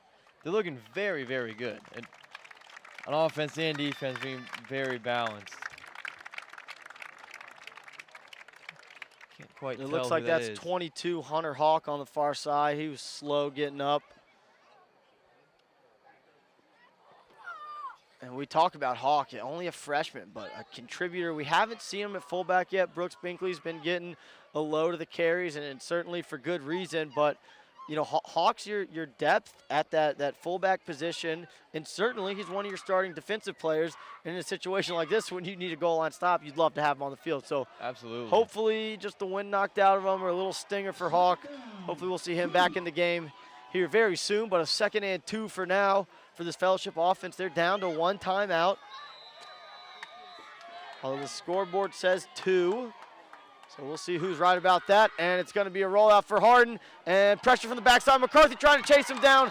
Won't catch him. Touchdown from 2 yards out. Jack Harden, his 2nd touchdown run of the game. And just when you think you have everybody covered, Harden just sees a hole, and that's what an experienced player is going to do. As we can see right here, Harden just planting that foot, cutting right up, and not much you can do about that when you got perimeter defenders guard the safety up, and the guy's focusing on wide receivers, not focusing on the quarterback. So that's a tough play to stop. And extra point is up and very powerfully through. So 45 seconds left here.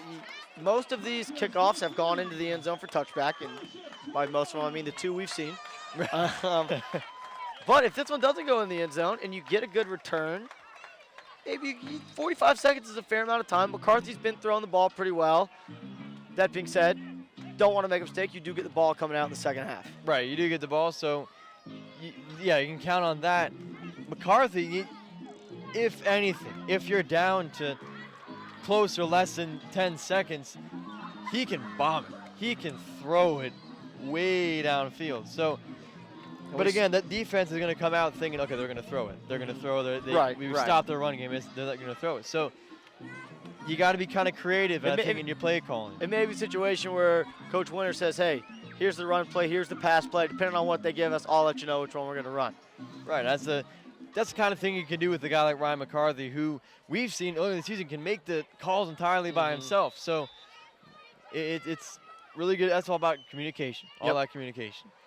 So here is the kickoff. It is short. McCarthy will field it at the 5. So here's the opportunity we talked about. He's going to throw it across the field to Holler. A lot of room. And a good job staying home on the far side.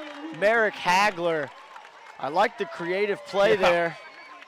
We talked about special plays on special teams. That would have been. And we see it here on the far side. McCarthy throws it across. A nice pass, but Hagler on the backside just stayed outside of Binkley enough. I'll tell you what, if he had kept flowing a little more to this side of the field, Holler might have had that whole sideline to run. Might have had a whole sideline. Yeah, like you said, good job of their special teams keeping their lanes, staying home. Coach Winter with this tight formation seems content to just take it to the half, but we'll see what he does as McCarthy keeps it on the midline and gets about 3 yards. And Coach Winter's going to use his timeout. Can't blame him. If you got him, might as well use him. Might as well use him.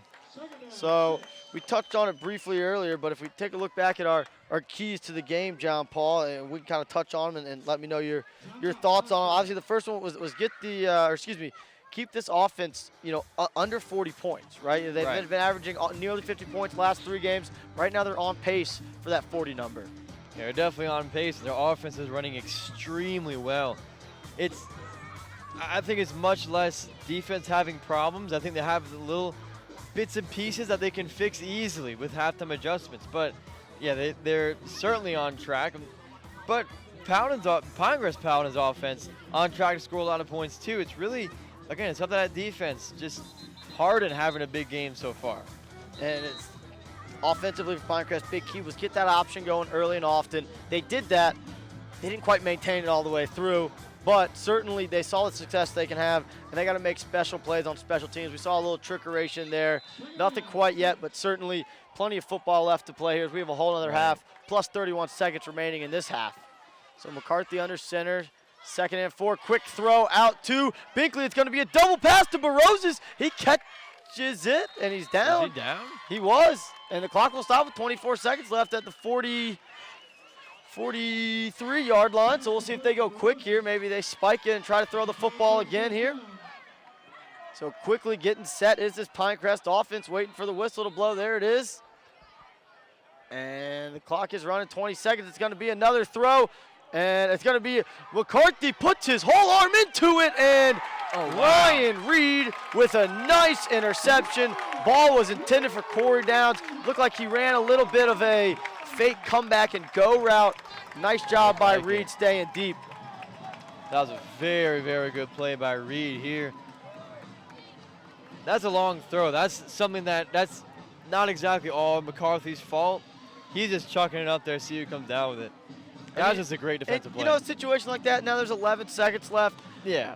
Fellowship's probably going to be smart with it, so not the worst play. Obviously, if Downs comes down with that, that's a huge play for you. Right. Get an opportunity to maybe go to the end zone, definitely kick a field goal. So no harm, no foul on that one. It looks like Hardin's going to get ready to just take a knee here.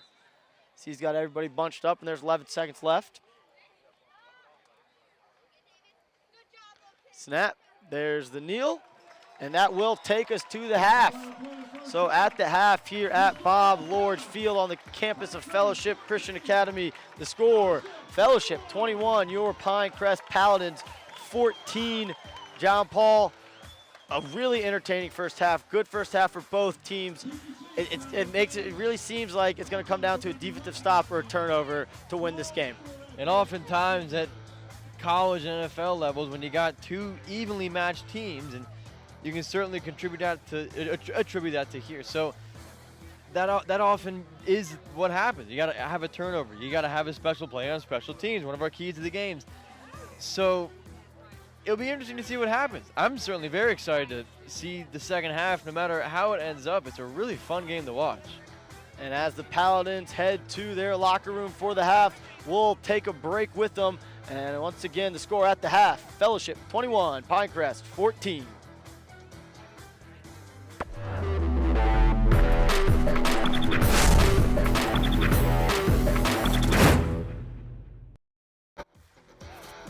This Pinecrest Academy football broadcast is brought to you by Billy Howe Ford, family owned and operated since 1977. Atlanta Rehabilitation and Performance Center, official provider for the Paladins. Team physician, Haynes Sports Medicine and Orthopedic Surgery, and Children's Healthcare of Atlanta Foresight, dedicated to all better. Pinecrest Academy is a private pre-K through 12th grade Catholic school, and our mission is crystal clear: to form our students into Christian leaders who will transform society. The hallmark of a Pinecrest education is our recognition of each student as a unique child of God with special gifts and talents. We believe that God is calling these young people to lead their families, their businesses, and their communities in accordance with His teachings. We welcome those from all faith backgrounds who value excellent education. Part of our Catholic identity is respect for the inquiry of the human mind. Pinecrest Academy's approach is called integral formation. Through this unique process, we address the whole child, intellectually, humanly, spiritually, and apostolically. We also refer to these as the 4 pillars. One thing that makes Pinecrest unique is that we have gender-separated classes that begin in the 4th grade. Research proves that boys and girls learn differently. In this gender-separate environment, students feel free to explore who they are and develop their full potential. Pinecrest wholly believes that you, the parent, are the primary educator of your child. We wish to work alongside you to form them into the adults that God desires them to be. Thank you for considering our school as a partner in the development of your gifts from God.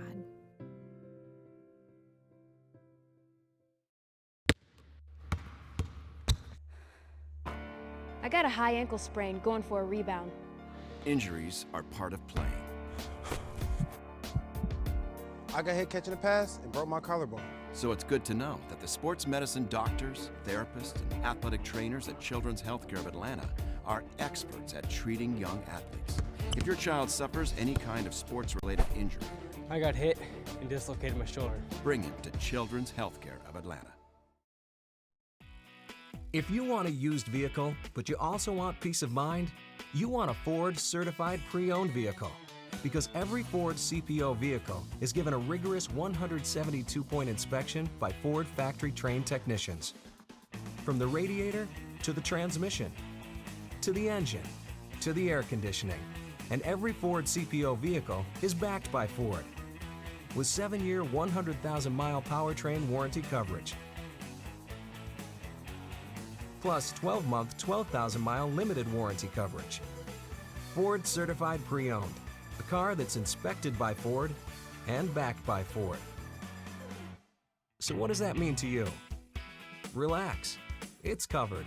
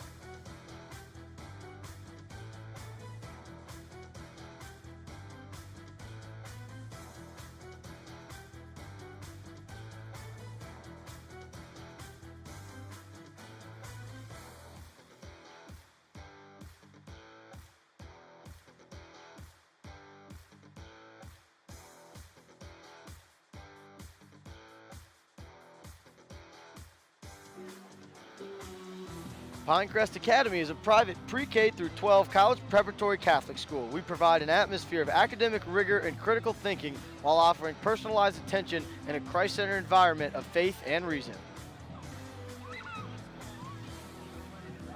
Pinecrest Academy is a private pre-K through 12th grade Catholic school, and our mission is crystal clear: to form our students into Christian leaders who will transform society.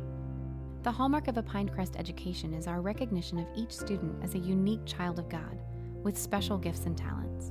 We believe that God is calling these young people to lead their families, their businesses, and their communities in accordance with His teachings. We welcome those from all faith backgrounds who value excellent education. Part of our Catholic identity is respect for the inquiry of the human mind. Pinecrest Academy's approach is called integral formation. Through this unique process, we address the whole child, intellectually, humanly, spiritually, and apostolically. We also refer to these as the 4 pillars. One thing that makes Pinecrest unique is that we have gender-separated classes that begin in the 4th grade. Research proves that boys and girls learn differently. In this gender-separate environment, students feel free to explore who they are and develop their full potential. Pinecrest wholly believes that you, the parent, are the primary educator of your child. We wish to work alongside you to form them into the adults that God desires them to be.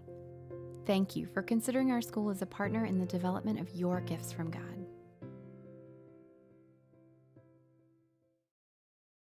Call us today at 770-888-4477 to schedule a visit to Pinecrest or visit our website, www.pinecrestacademy.org, to learn more about our award-winning school. Welcome back to Bob Lord Field here in Roswell, Georgia, on the campus of Fellowship Christian School.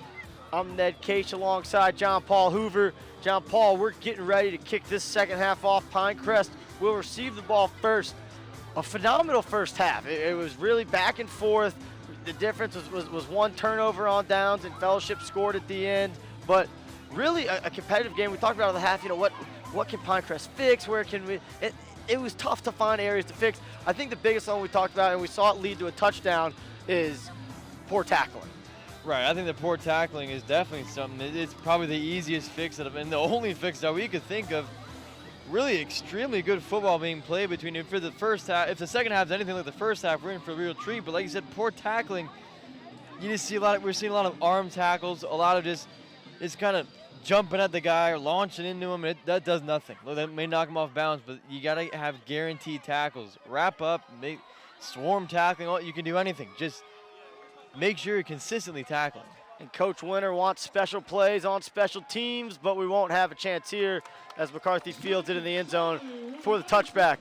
But again, special plays on special teams. That's momentum right there, right? It could be a blocked punt, it could be a big return, it could even be a blocked extra point like you talked about it. But any way to steal some points, steal a big play in the special teams department is going to give you an edge. Right, any way is going to give you an edge, and especially between what we've seen in the first half, just back and forth. You really need something just to interrupt that and keep momentum on your side. That's probably the only way you can do it, with a big kind of special teams play, or a turnover on defense would be even better. But special teams, really what we're looking to right now. Pinecrest defense did force one turnover in the first half as McCarthy pulled the ball out. He's going to pass here. He's going to throw the wheel route, and Holler just did not turn his head in time. Looked like that was going to be a timing route, and it was just a little off. That could have been a big play. That Holler had a nice design there. Same kind of design where you see Downs run that post, and he pulls the safety and the corner from this side of the field, and Holler drags underneath. That time wheeled underneath. Right. So 2nd and 10 here, ball on the 20. Binkley at the fullback position. We've seen him pound the rock all night. Successful early. Fellowship clogged up the middle. Later towards that first half coming to a close, and they go to Binkley again. He'll get about a yard, maybe 2. But you like pounding the middle. I do like pounding the middle. I personally think earlier in the first half, I think we quit too early on that run up the middle. Yeah, I was getting stuffed a few drives in a row, but not a few plays in a row. But we started going to the passing down the field, and maybe a little too fancy. Last week, Coach Winter talked about it before the game. We got to get back to that zone dive right up the gut. 3rd and 8 here. McCarthy on the run, throwing downfield. That pass was tipped. Getting his hand in the passing lane was Carter Isaacs. Nice play by Isaacs. Taking a look at the score and recap from the first half. Pinecrest got on the board first as McCarthy punched one in from 1 yard out. Fellowship tied it up on a 55-yard run by Hagler. Then it was a bunch of short runs as McCarthy put Pinecrest up 14-7 on a 1-yard run, and then back-to-back 1-yard run and 2-yard run, respectively, by Hardin, led to the 21-14 lead for Fellowship at the half. And they force Pinecrest into a 3-and-out on their first drive as they bring pressure, but McCarthy gets a nice high punt off. It'll be fielded at the 44-yard line.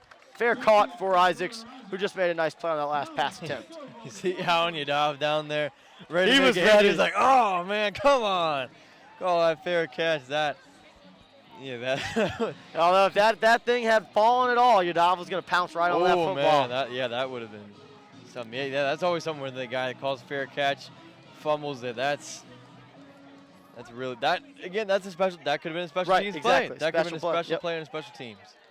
So ball will start on the 43-yard line of Fellowship. They'll start in the wing T formation, bringing Hagler in motion, but they're going to give it to Johnson up the middle, and Holler's going to take him down after about an 8-yard gain. Andrew Johnson on the carry. We saw a lot of him in the first half, running sweeps, running up the middle.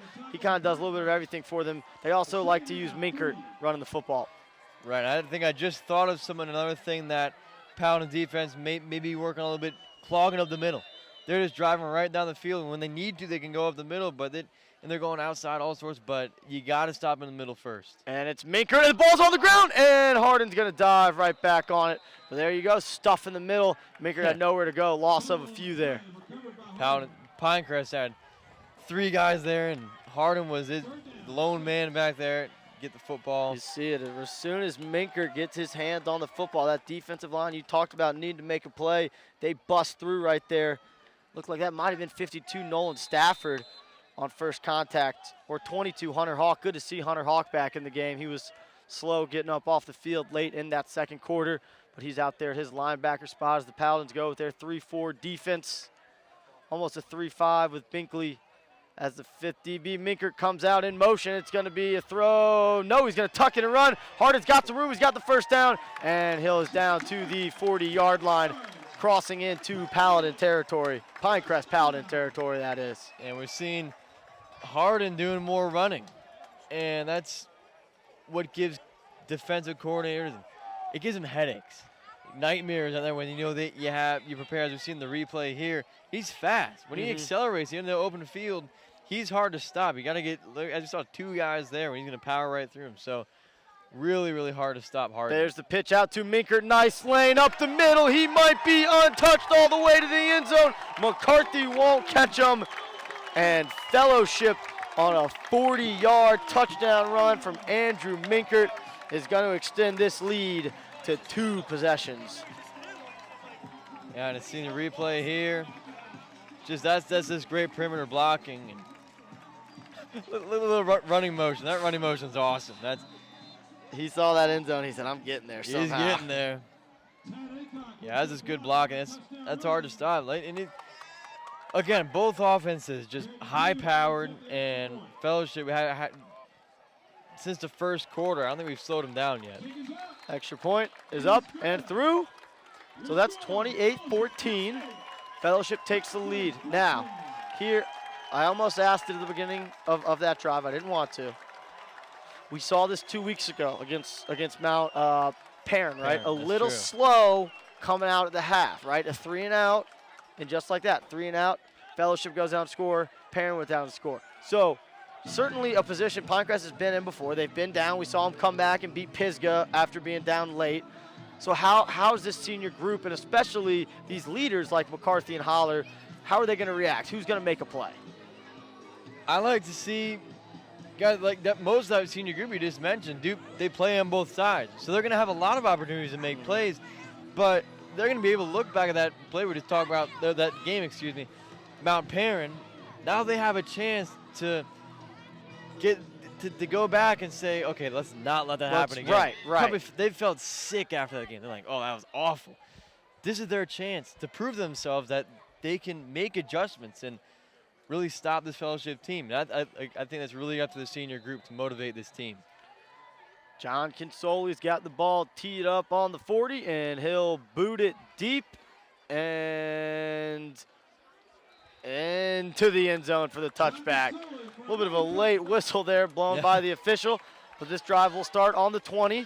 So again, 80 yards to pay dirt for this Pinecrest Paladin offense. How they tried to start their drive last time, couldn't quite get the drive going, so we'll see if they can get it here. Certainly 2 touchdowns. You don't want to see this lead extend much bigger.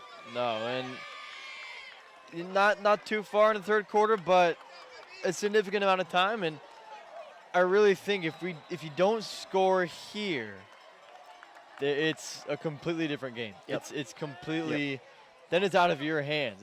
They have control of the game. And they're going to start with a give to Binkley. He was off balance from the beginning, still picked up 2 yards there for Pinecrest, and a late flag comes in. And this could be big for Pinecrest either way. It's either going to give them a free 15 to get out of there. You see Stone Brown is getting shoved down. And it's going to be on Fellowship. You saw 70 running off the field after the play, just shoved down Stone Brown. Can't do that. So that's going to hurt Fellowship, and that's a great way for Pinecrest to start this drive. Free 15 yards and getting that ball up near the 35-yard line. Excuse me, they're going to mark it at the 37-yard line. So here we go, much shorter field for McCarthy in this offense to navigate now. After a personal foul there from Fellowship. So McCarthy under center, Binkley in the backfield, Baroses and Holler as the A-backs. McCarthy looks to the sideline. 2 receivers split out. Down to the near side, it's Jack Binkley at the top of the screen. Holler comes in motion versus his field. Pitch out to Baroses. He's finally got some room on the outside. Binkley with a nice block on the edge, and Baroses with a big-time first down, crossing the Fellowship territory. He's still on his feet. Look at that pile move down to the 41-yard line. Michael Baroses finally saw a little bit of a lane, and his speed took over. That's what you need. We've been missing that for the last game and half game before that. As you've seen the replay here, just when Baroses gets outside, he's so fast and he's incredibly hard to stop, especially with great perimeter blocking, as you see right there. And he just doesn't. He's not going to stop. He's not the biggest guy on the field, but he's not going to stop him from running his legs when he gets a chance. Jack Binkley, nice block on the edge. As soon as the defender shed off, he let him go. Didn't want to get a hold call, and that one goes to Brooks Binkley. 2-yard gain there. Clock ticks under 9 minutes here in the third quarter. Again, big time region matchup here in Region 6A. We talk about it, Fellowship leading this region undefeated. Pinecrest in a logjam for second place with 1 loss. Really needing this win, certainly to keep their defending region championship hopes alive. 2nd and 8, McCarthy under center. It's going to be Baroses in motion. It's going to be McCarthy on the keeper on the midline. He stays on his feet, and he's going to be up near that first down marker, maybe just about a yard short. And you can really sense the tension between these two teams. You see Brooks Binkley behind the line. The guy who's blocking not going to make any kind of play, but he's still blocking, and they talk after the play a little bit. This is high school. This is about as good as high school football gets right here. I mean, this is 1A, but when you have emotions running like this is fun to watch. This is a great game to watch. This is why you do the 2-a-days, why you wake up at 6 a.m. all morning, you know, for the games like this. Sure, it's great to beat Kings Ridge by 2 or 3 touchdowns, but these games that give you the chance to win a region championship, that's what you live for. And Brooks Binkley powers forward on a big 3rd down. First down for Pinecrest, and a late flag comes in, and a second late flag. So tensions are running high. Coach Winter can't tell who he's upset with, if it's the players or the officials. And the official will give us the call here, we think. The officials are going to confer. We saw 2 flags come out, one from the back judge, one from the side judge right on the ball. Coach Winter was upset, and from the claps on the far sideline, looks like it's going to be on Fellowship, but hopefully I didn't speak too soon, and I didn't. So 2nd Unsportsmanlike conduct foul on Fellowship after the play. 33 yards for the Paladins on this drive. And not that they really need it the way they've been moving the football so far. It is bonus. That's bonus yardage, like every penalty should be, but that's big, especially at this point of the field now, well inside the opponent's 20-yard line, and have a serious chance to keep himself in this game. So ball on the 14-yard line. It looks like Ryan McCarthy is going to speak for the Pinecrest team while the officials speak with the defense of Fellowship. And, you know, this is good to see, right? We talked about the emotion, the energy that both these teams want to play with, and we like to see that. And the officials are doing a good job. That's a great job by the officiating crew right there. Bringing the guys together saying, hey, this is a big-time football game. Play with emotion, but we're going to throw a flag if it gets out of control. Right. And I personally am fine with seeing personal fouls as long as it's on them. You know, it's all good with me. I love seeing that. So McCarthy under center, receiver split out to each side. Near side is down. Top of the screen is Jack Binkley. Brooks Binkley in the backfield. Barozas comes in motion. McCarthy keeps on the midline. He's weaving his way down near the 5-yard line. He'll be just a little bit outside the 5. We see it on the replay, or excuse me, not on the replay here, but the midline there. He just follows the fullback up the middle. Nice job by McCarthy of reading that defensive tackle, finding a little lane, bringing up a 2nd and short. Again, receiver split out to each side. Barozas comes in motion. It's going to be that same midline play. Gives it to Binkley this time. And from the spot of the officials, he'll have the first down. So we'll have 1st and goal. You look at that Pinecrest offensive line really handling the Fellowship defensive line really well in this drive. Look, Stone Brown got a big block there. It's really just giving a big push to this offense. Really takes a lot of pressure off the backfield when that offensive line is taking care of business. No doubt. 1st and goal from the 3-yard line. 6.5 minutes in, counting here in the 3rd quarter. McCarthy under center. He's going to give it to Binkley, who's going to get down inside right around the 1-yard line. So that'll bring up a 2nd and favorable goal to go here for the Pinecrest offense. Poor Brooks Binkley, so close to the end zone. That's twice now. Come on, coach. Let him run one more right in there and get him a touchdown. McCarthy with a pair of 1-yard QB sneaks. Ball's at the 2. And it's going to be McCarthy, but I'll tell you what, I wasn't quite sure what happened on that play. It looked like wide splits by the offensive line. Yeah, that was weird. On the right side, it looked like he had just left him running room or something. That was really interesting formation. Play. So that'll bring up 3rd and short to get this one in the end zone. 3rd and goal for the Paladins. This Fellowship crowd gets on their feet. Pretty good crowd here tonight in Roswell. McCarthy under center, ball on the 1-yard line. 3rd and goal. And he's going to stay on his feet, reach the ball across and into the end zone.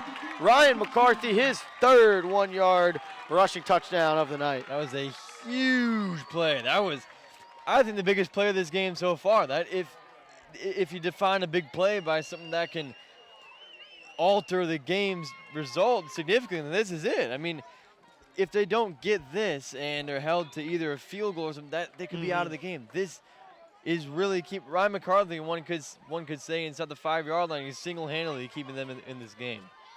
Stuart Jeans, good hold there by Hunter Hawkins. A little bit of a high snap. He brought it down, and Jeans punches that one through. So 28-21, 5:16 remaining here in the 3rd quarter. John Paul, that was the drive you needed, right? You're sick, you need some medicine. There you go. Drive the ball 80 yards, take 33 yards in penalties, find your way into the end zone, Mr. McCarthy. Yeah, like we said, they didn't need 33 yards in penalties. They could have done that by themselves. Again, they're just starting out the second half. We're not starting, rather. It's just this drive, it looks similar to their first drives of the game, where there's manhandling the defense. It's going we're right into the field wherever they want, however they want to do it. It's impressive to see, and it's a treat. It's a treat to watch this game, to watch both teams going at it, emotions running high. It's a fun game. See Coach Winter down there on the sideline. He knows how big that drive was for his boys. So Stuart Jeans will tee this one up. Again, Fellowship leading 28-21 here in the third quarter. Pinecrest just punched one in. McCarthy, his third 1-yard rushing touchdown of the game. As Jeans approaches the ball, puts that big right foot into it, and Gill's going to field it with his heels on the 1-yard line. He's going to return it, and good job downfield. Alan Yadav met him, stuck him. Gill had nowhere to go. Alan Yadav had all that energy saved up from that punt before. He's like, all right, I'm gonna get you this time, and he really just bringing the boom this time. Bringing the boom on him that time. And I was going to say, before that scoring play, you know your team's excited when you got coaches jumping up and down on the sidelines. We saw Pinecrest coaches just on the field, you know, when they were just getting that extra peek and they're jumping up and down. That's exciting to watch. So now it's up to this Pinecrest defense. The offense got on the board, moving the football. Got to have a stop here if you're Pinecrest. We'll see if they can slow down Jack Harden in this offense. It's Johnson in motion, but they give it to Minkert, and Holler gets some first contact. McCarthy's going to clean him up with the help of a lot more Pinecrest Paladins in on that tackle. And Fellowship's looking for a late hit, but a good job there by Pinecrest. They heard that whistle. You can see them take their hands off the running back. Yeah, there's that swarm tackle that we were talking about. That they're going to have to make adjustments. And just seeing the replay right here. 1, 2, 3, 4, 5, and those are perfectly legal play. And that's the kind of tackling they need. That just getting all together to get the guy down. That you can't do anything about that if you're the runner. 2nd and 6 here for Fellowship. It's going to be Hagler in motion, but they give it to Minkert. And once again, nice job by that defensive line, clogging it up, getting up from the bottom of that pile. Looked like Hunter Hawk as well as Alan Yadav. One thing I saw on that play, you got guys doing their jobs. Just in case Harden had kept it, Nolan Stafford was back there. He was ready, and that's what you want to see. Guys prepared in their position. It's going to be a pass here for Harden on 3rd down. He wants Reed down the middle of the field. He might have a step on downs. It is caught. What a pass and catch. Ryan Reed knocked down at the 21-yard line. I'll tell you what, we've seen some really nice passing from both these quarterbacks. Harden dropped that one right where Reed needed it. And I'll tell you what, Downs did a pretty good job. Daniel Duke, I think, may have taken one step upfield too far and couldn't quite get there to be over the top. But that's a beautiful throw. Reed, I mean, it's a great throw. Reed has great speed. That's a nice play by this Fellowship offense as they switch the field down to the 21-yard line. It's going to be Hagler in motion, but they give it to Minkert on the draw, and Minkert keeps his feet running, breaks the tackle of Carson Holler, but I think Holler did hold on, take him down with the help of Daniel Duke. Yeah, that was really a heck of a throw. I mean, you really couldn't have thrown any better than that. And like you said, Reed just getting that. All he needs is one step, and your quarterback have the confidence that, you know, you can toss it up there and you're going to go catch it. And you see why Jack Harden has 13 passing touchdowns on the year through 6 games. It's going to be a pitch out to Hagler. He's going to try to get to the edge, has a little bit of room, breaks a couple tackles, and he is down in the end zone. What a run by Hagler from 14 yards out. Touchdown, Fellowship. They just keep coming. They're not stopping it. I think, like I said before, this is more than we've seen the replay here. Missed tackles. Just missed tackles. We thought the play was over. We thought, oh, yeah, he's down. But no, he's in the end zone. That's missed tackles. That's got to be frustrating if you're a coach. That's something you practice all summer long. You go in the weight room at 7 a.m. Pinecrest, they had a week off. And they went 7 a.m. straight into the season. 7 a.m., you go into a workout. You go outside, you practice, and you practice tackling. You practice tackling every day. That's the fundamental thing, and so that's got to be a frustrating thing to see, especially at this point of the season. And we see this long pass play from Harden to Reed set up that touchdown from Hagler, and I mean, you can't even be mad. That is just a phenomenal throw, a great catch. I mean, Downs is what, a half step away from knocking that pass away? Can't cover it better than that. I mean, when the score is 35-21, I mean, you see the offenses are going to make plays. And right. And that's one reason you see Harden planning on playing football in college. And that's, you need guys to play at college football. They needed to be on a different level at this. And that's a next level play I think we saw right there. So that's a heck of a throw. That's, you really can't do anything about that. Yeah. So 35-21, Fellowship extends the lead back out to 2 touchdowns here at home on Bob Lord Field. Consoli's going to kick it. I don't know if this one's going to make it to the end zone. McCarthy's going to field it out about the 2, looking for a little running room on the far side. He's going to dance around, stays on his feet, but he'll be dragged down. Football came out, it looks like, but they're going to say it rolled out of bounds. So first down for this Pinecrest offense. Looks like the ball will start at the 27-yard line. You saw McCarthy on that return. He kind of tiptoed in front of that line. I'm not going to let it go in the end zone this time. Whatever. Right, whatever, any way to keep it out. Any way to keep it out. So Man, what a game. What a game is right. So coming off a scoring drive of their own, Pinecrest offense comes back on the field. Gonna have to match Fellowship's touchdown, especially as we get closer and closer to this fourth quarter. 2:58 remaining in the third quarter. McCarthy's gonna be under center. It's gonna be a dive to Binkley, and not a lot of room for Brooks Binkley. Nice job by the Fellowship defensive line clogging that up. All right, we see that inside run and really having success on the outside runs, I think, in this half. They just, since the second quarter, really just been clogging up the middle and not allowing Brooks Binkley or anybody else to get through there. Seems like McCarthy's had the most success running up the middle with that midline look. Same formation here for Pinecrest. McCarthy under center. Barozas comes in motion, now changes his direction, and McCarthy is wrapped up right away, had nowhere to go. Nice pursuit down the line. Looked like that was number 70 for Pinecrest, redeeming himself from an earlier penalty. That was Billy McCurry. Yeah, that was interesting play. I mean, they must be doing some kind of defense. I mean, Brooks Binkley ended up, he was in the backfield, and somehow he was in the second level of defense by himself. I mean, that's... McCurry did a nice job of just coming down the line there, just pursuing and caught McCarthy from behind. And it brings up a 3rd and 12 here, what seems like a definite passing situation. So we'll see if Fellowship pins their ears back in a false start on Pinecrest.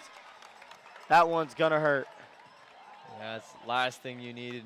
Last thing you really need anyway. And I could be wrong here, but that may be Pinecrest's first penalty of the game. I think it is. I don't think. And that's a great thing, right, to only have one penalty. But man, that comes at a tough time. Yeah, you know, really, that 3rd and 12 seems tough. 3rd and 17 seems real tough. Yeah, man, no kidding. 3rd and 17, your own 20. Yeah. The way this game has gone, it's a big play right here. So McCarthy under center. He's got one receiver to the top of the screen. He is going to throw it. He's got a little pressure in his face. Sets his feet, throws downfield. Downs is behind the defender. He catches that one down to the 33-yard line. Corey Downs got behind his defender. McCarthy set his feet, and we know he can throw that football downfield. Yeah, no kidding. We see kind of reversal of roles right there. Got Corey Downs out running Reed as we see right here. And maybe a bit underthrown, but you can't ask for much more when he's rolling out like this. McCarthy does a nice job extending the play, getting away from pressure. And, you know, we mentioned it, right? Downs dropped that 4th down conversion early. We said, I bet he'll come back and make a play, right? Yeah. Lets up a deep ball. He's ready to make a play of his own. There Love we to see go. that out of the senior Corey Downs.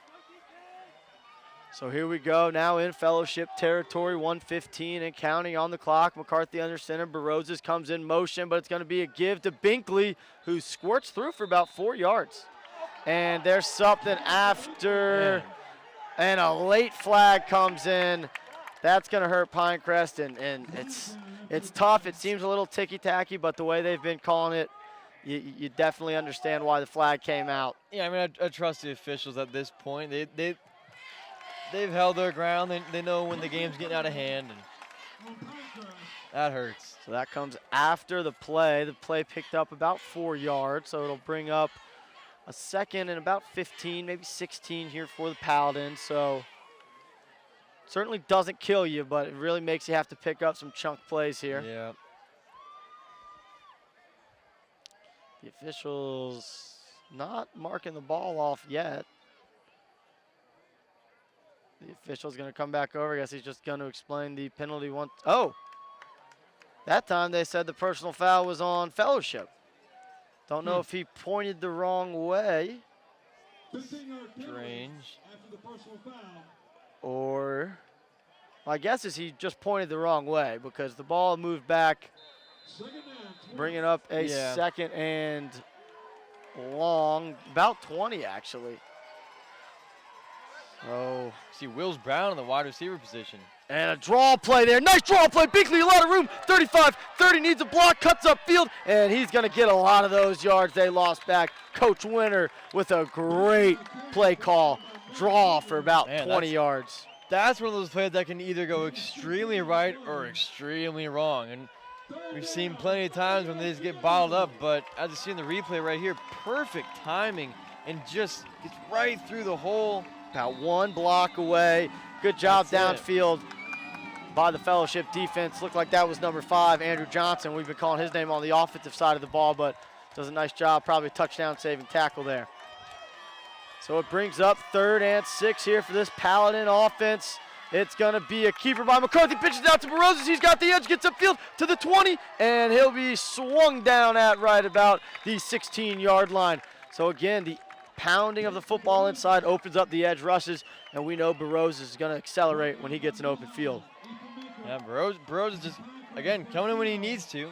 Not too much. We've seen the replay here. The patience by McCarthy. Waiting to see what happens. That's a triple option offense. You got to have patience. And then right out, Baroses, right up the field. That's all you can ask for. And it looks like Fellowship is going to call timeout. And while we have a moment, let's remind you that as a certified financial planner, Pinecrest Academy family member Bill Kiernan brings the professional certification that provides peace of mind that you will receive sound advice for your financial planning needs. Bill provides safe money strategies. Whether you're looking to participate in market gains or avoid costly money management fees to grow your wealth, Bill can provide support and guidance. Follow the lead of many of your friends at Pinecrest and call Bill at 678-776-4592 to learn what he can do for you. You can rest assured that following This Pinecrest Academy football broadcast is brought to you by Billy Howe Ford, family owned and operated since 1977. Atlanta Rehabilitation and Performance Center, official provider for the Paladins. Team physician, Hain Sports Medicine and Orthopedic Surgery, and Children's Healthcare of Atlanta Foresight, dedicated to all better.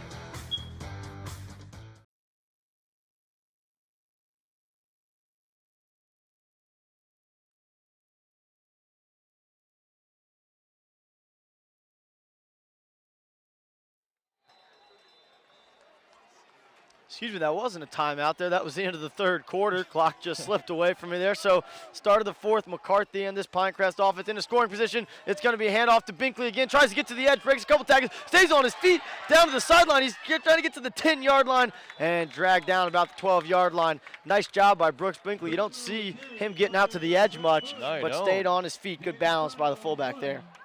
Yeah, great balance. That looks like something that McCarthy or Baroses would have done. Like you said, not something we usually see from a big guy like Brooks Binkley, but nonetheless, he's not going to give up on a play. As we saw earlier in this game, we've seen it throughout this season. If there's anybody on this team that's never going to give up on a play, it's Brooks Binkley. It's 2nd, 3rd, 4th effort really paying off.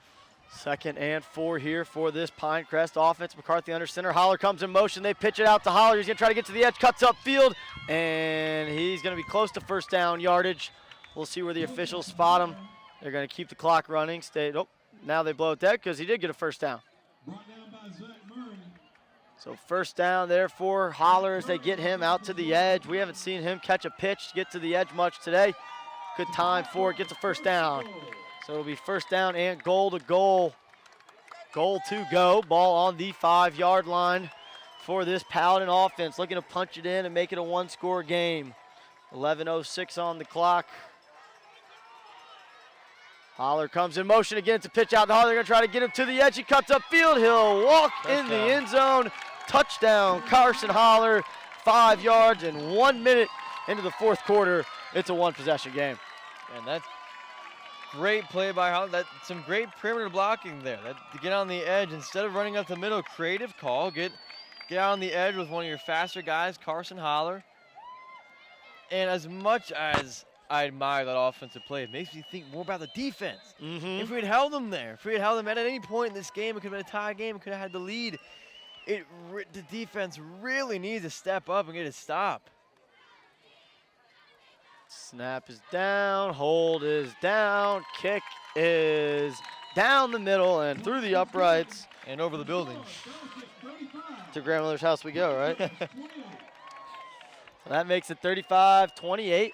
Back to a one-touchdown game, but again, you're right. This defense has to find a way to get stops because this Fellowship offense, they're not going to get conservative, right? They're not going to just say we're going to pound the fullback. They're going to keep doing all their stuff, their misdirection, and you've got to find a way to make tackles. And it's fourth quarter. You're playing both ways. You're tired. It's a big-time game. You have to find a way to make tackles. Got to find a way to make tackles. Like I said, they're going to keep doing all this stuff, but the thing is, even when they do go back to the most basic thing and run it with their fullback, we have a hard time stopping them doing that. So it just goes back to making tackles, and you can't say it enough. You can't harp on it, and I'm sure Coach told them at halftime, like, you guys got to wrap up, make some gang tackles, just really bring the ball carrier down. So Stuart Jeans tees it up at the 40. You know, as he's teeing it up, I'm just thinking maybe Coach Winter's got one of those special teams, special plays up his sleeve. Maybe. Could we see an onside kick here? Jeans approaches the ball, and he puts his full foot into it. And stay in bounds, stay in bounds, stay in bounds. It doesn't. Yeah. So it'll be nice starting field position here for Fellowship. Stuart Jeans with a mistake. I don't think we've seen him kick one out of bounds since the first or second game of the year. He's done a pretty nice job, but that one hurts, especially when you need to stop here. But 11 minutes, a lot of time. It's not like you need a 3-and-out right away, but you really got to keep him off the scoreboard. It seems. Yeah, you're itching to get a 3-and-out. And man, or just get the ball back without them scoring. Exactly, yeah, it is. Find a turnover. Even if you got let them get downfield, find a turnover. Yeah, they did. You're right. McCarthy pulled one out, and we've seen this defense bend but don't break throughout the year. So we'll see what they can do here coming up for one play. I think this drive is going to set the tone for how the game's going to turn out. It's a pitch out to Johnson. He's got a running lane. He bounces it outside. He's going down the sideline, 45-40. Holler tries to chase him out of bounds, and he does down to the 22-yard line, and a late flag comes in for what my guess will be a horse collar or face mask penalty as Holler tried to drag Johnson to the ground. We see the replay here. I think Allen may have gotten a late hit on him. I thought he was just falling down. See if we can see it here on the replay. A nice pitch play there. Good blocking on the edge. You see Holler try to rip that football out. Yadav chasing. Yeah, you see the helmet to helmet at the very end there. That's a tough one. Yeah. I think the officials have done a really nice job tonight, but not sure about that one. But nonetheless, Pinecrest defense will have to take it in stride. If anything, based on that play, it look like they're gonna score. I mean, and they have a pretty good momentum, so maybe just save it about in some time. I was gonna say, at least if you're gonna score quick. Yeah, score quick and get the ball back. So here we go. Fellowship near that 40-point mark that we talked about as the key to the game, trying to keep them under 40 points. Ball is on the 11-yard line, so they can get a first down without getting in the end zone. It's going to be a give to Minkert, and he's going to keep spinning, stay on his feet, and he'll get that first down without getting in the end zone, it looks like. Minkert down to the 1-yard line. You know what Minkert reminds me of? Do you remember Michael Turner? Yeah. Atlanta Falcons? Oh, just that kind of down low, running downhill, that compact running style, and he's I like that. That's a good analogy. Yeah, it's the first thought that came to mind. But, if they toss it out to him, he's got some speed to get to the edge as well. That's true. So they give it to Minkert again. He dives over a little bit of a pile, and Daniel Duke came out of there with the football, and no sign from the official. They're going to say he's short. No fumble. It's about as close as you can get. Yep. Although they did not get a first down on that first down run like I thought they did. So it brings up a 3rd and very short here. The officials are going to call an official timeout. Probably going to measure.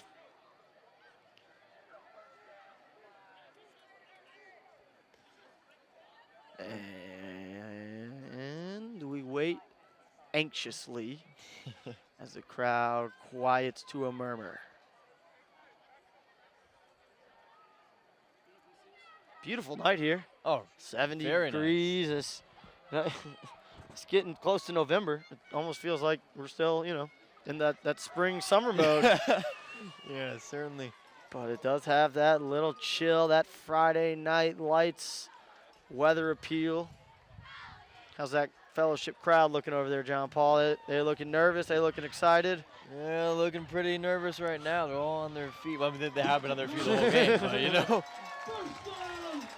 So a first down there for fellowship. So besides getting a first down and making it 1st and goal, there's a real possibility. I mean, you could almost just not score on purpose and try to run some clock here. Yeah, no, that's a good point. But at the same point, you don't want to get too conservative and not take the point. So we'll see what Coach Morrell does here with Hardin. Clock starts on the whistle, nearing in on 10 minutes. Certainly have to keep your eye on that clock when you're down the way the Paladins are. Just a score or two going back and forth. Ball's on the ground. Ball is on the ground, and it's going to stay fellowship football. A big-time opportunity there for the Paladins. Loss of about 2. And that was it. That was it. That was the opportunity. Man. So 9:58 on the clock as they wind it. Under center again. It's going to be a give to Johnson. I think he is short. Man. Big time stand by this Paladin defense. Whistle blows. Let's not do anything silly, fellas. And Hardin pounding his chest. Maybe he wants the ball. Like, Coach, I got this. you see it here on the replay. Johnson looked like he had a lane, but a nice job by that Paladin defense. Looks like Ale is in there as well as Holler and a whole lot of others. So here we go. Ball inside the 1 yard line. Hardin under center. John Paul just talked about it. He has said he wanted the football. He's going to keep it, and I believe he is in the end zone. He is Jack Hardin. His 3rd rushing touchdown of the game. This one, 1 yard out. Yeah, I can certainly see why they're scoring 40 points a game. It's hard to find any way to even theoretically stop them. Then, whenever you say, "Oh, we can stop them doing this way," and Hardin will run up the middle himself. It's just hard to stop. It really is, and a variety of running backs. We've seen a lot of Johnson. We've seen a lot of Minkert from this fellowship team. And it's a lot like this Paladin team where there's a lot of different weapons out of the backfield. We've seen Reed's ability to go catch a football, make a play. Right. So, again, we said they have to stay off the board, if they want to stay in this game. Well, if you're going to give up a touchdown, you might as well give it up in under 2 minutes, so you still have over 9 minutes to potentially get the ball twice. That's a good point. Yeah, that penalty in the end kind of helped them. Right. It's an interesting situation we're in here. So if we score here, I think it's a must score. If you don't score here, 4 down territory all the way down the field. Right, exactly. You need to score. Don't score here. I think the game is as good as over. So, man, this is good. This is exciting, isn't it? This is how you win a region championship. Exactly. Got to win tough games like this. If you're fellowship, you got to find a way to hold on to that lead. If you're Pinecrest and you want that region championship for the 2nd year in a row, got to find a way to make some plays and make them in a hurry. 9:11 on the clock. Kick is going to be in the end zone. McCarthy looked like he wanted to take it out. He had me fooled. I thought he was going to take it out, but it bounces into the end zone, and this drive will start on the 20. So again, Pinecrest scored on their last 2 offensive possessions, 3 and out on their first one to start this half. Here I see McCarthy. go in the huddle, say, guys, we're going to score here. That, you don't say, we're going to score here. Right.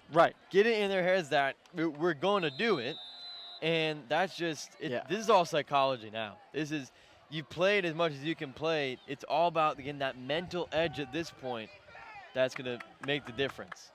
So McCarthy under center, ball on the 20, receiver to each side. Holler comes in motion. It's going to be a keeper for McCarthy on the midline. Stays on his feet, drives up near the sticks, keeps moving. First down from McCarthy. Great first play to start that drive. Great first play. That's more than you need, more than enough. And we to see get it started. We see here on the replay, McCarthy has loved this midline play, just faking the dive, following his lead blockers. And again, it's going to take more than one Fellowship Paladin to take down Ryan McCarthy as we see him drive forward for about 6 yards after first contact. Very powerful runner. Ball out to the 29-yard line. Same formation here for Pinecrest. It's going to be a pitch out to Holler. He's going to try to get to the edge. Nice seal block there on the edge by Barroza. Getting down the sideline. Holler hitting those long strides. 40-35. Dragged down near the 30-yard line. Michael Barroza with a really nice seal block on the edge. Great seal block. And it wasn't a huge hit. It was just a little tap on the shoulder. Barely extended his arm enough to get there, and that's all you need. And Holler, when you got, and you see the replay right here. You see it, Barroza's. Yeah, his linebacker was going inside. He kind of just let him keep going inside and got enough of that block, like you said. And you know Holler's speed and his strides are going to take over. So Holler's going to get a little bit of a breather here as Addison Ale comes in, his first offensive play. They're going to keep it with McCarthy on that midline again, and that pile is going to be stopped just short of the 25-yard line, down to 27 for McCarthy. Brings up a 2nd and 5.5. We'll call it 6. This is a really, really important set of downs here. That's I think you're in decent field goal position, possibly. But you need touchdowns. Down exactly, 2 scores. You got to have touchdowns as we tick under 8 minutes on the clock. And it's going to be a counter play for Barroza's, and meeting him in the backfield, number 70. We've called his name a couple times. That is Billy McCurry. Yeah, Billy McCurry just dominating on the offensive line. He's getting right through there. 3rd and 9, 7.5 coming up in this game. This is big. It certainly seems like it's going to have to be 2-down territory here. So if you're Coach Winter, maybe you say let's pick up 5, 6 here and give us a good-looking 3rd down and short. We'll see what he does here. McCarthy under center. He's going to pitch it out to Barroza's, but nowhere to go. He's going to make a little something out of nothing. It's going to bring up a 4th and 8. Not the situation. No, I mean, interesting call. I would have liked to see Barroza's get on the long side of the field. Right, not to the short side. Yeah, that's. Yeah, this is it. I mean, this is. Don't get it here, game. Yep. All but over. Certainly do have your 3 timeouts, but the way this Fellowship offense has been scoring points and getting first downs, it'll be tough. So 4th and 7 here for the Paladins. Binkley to the near side, down, split out wide to the far side. Ale comes in motion. They're going to try to get him to jump off sides, pick up some free yards. And Coach Winter is going to burn a timeout, so down to 2 timeouts. I like the idea. Try to draw them off sides. See if you can get something cheap, but good discipline by that Fellowship defense. All right, good discipline. That's what you would expect from a team at this point of the season. You had all that experience. That's one of the things that I think is making this game great, is that all these teams have a story now. They have a story that you can look back on this season. And, I mean, I can't even count the time to reference other games in this game. It's just, you learn so much from those games, and you just look back and like, wow, we made it through that. We can do this. Or we didn't make it through that. Let's prove that we can do that. So that's what makes this game so emotionally powered, is that story through this whole season and going into the playoffs now. It's really, really important. This is, like I said before the game, this is as good as a region game as it gets. So a region championship. Essentially, right. Essentially. Every Friday night, another chapter to write your story.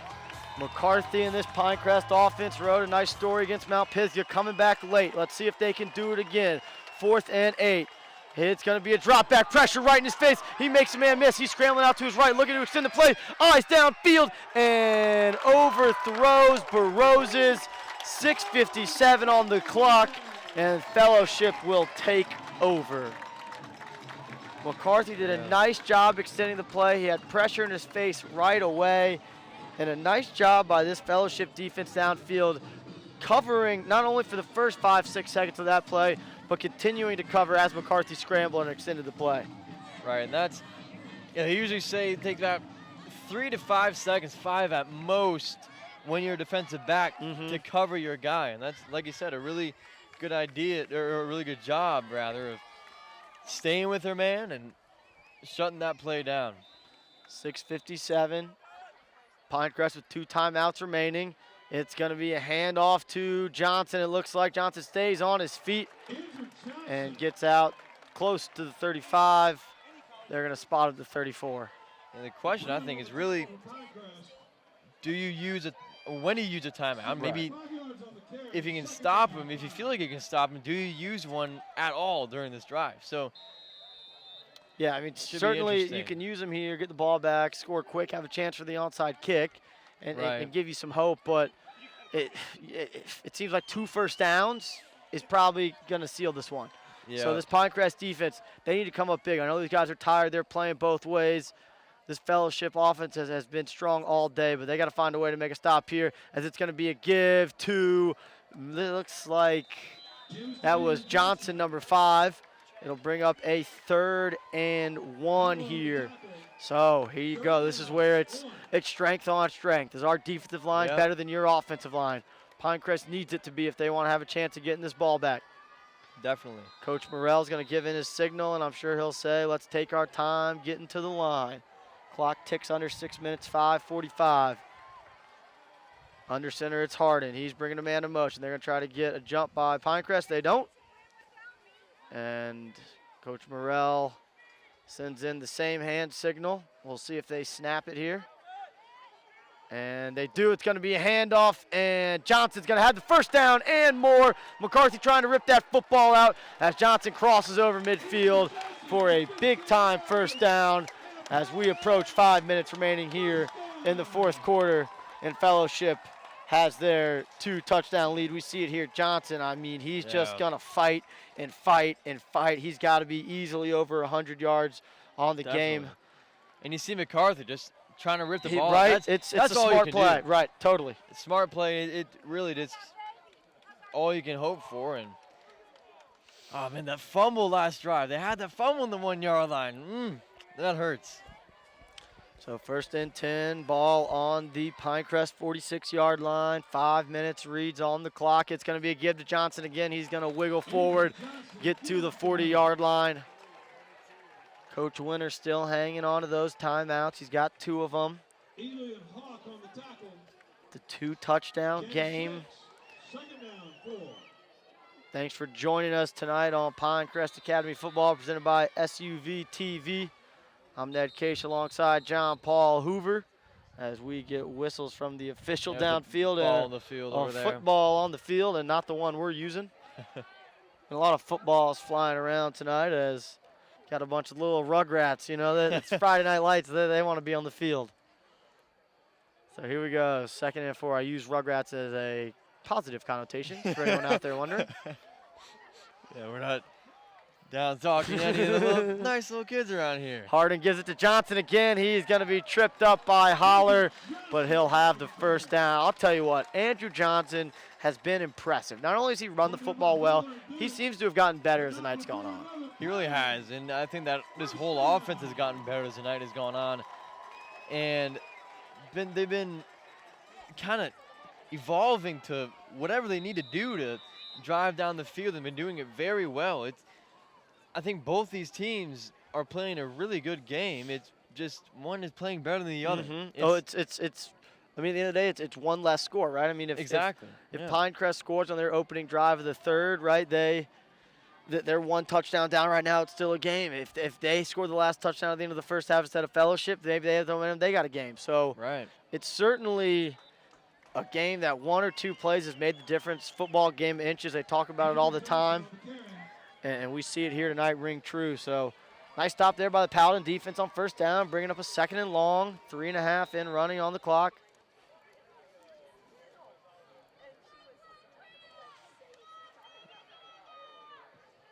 And one thing I'm seeing though is not a loss in confidence. for Right. Paladins. A lot of we've seen games earlier this season where it's kind of sulking around. No, they're on. Look at them. They're jumping the line. They're ready to go. Pitch out to Hagley. He's going to make a couple man miss, stay on his feet. See if we can rip that football out. He does a nice job holding on to it. Gets inside the 20-yard line. And that long run almost has that feel. We see it here that they blitz the inside, expecting that fullback dive. We've seen a lot of this drive, and Hagler, he's been good on the outside. Had a 50-plus yard touchdown run in that first half. This fellowship team with 17 seniors here on senior night, taking care of business. We kind of joked about it when we were watching their senior night, recognitions. That's half their team they're missing. Yeah. But It you really know, when is. you have 17 seniors, there's a reason you're undefeated, right? You've got a Right. group of guys who are great leaders, who've been through the ringer, played 3 seasons, and they're ready for this to be their year, especially after a couple 4-6, 5-5 seasons, on the verge of moving to 7-0.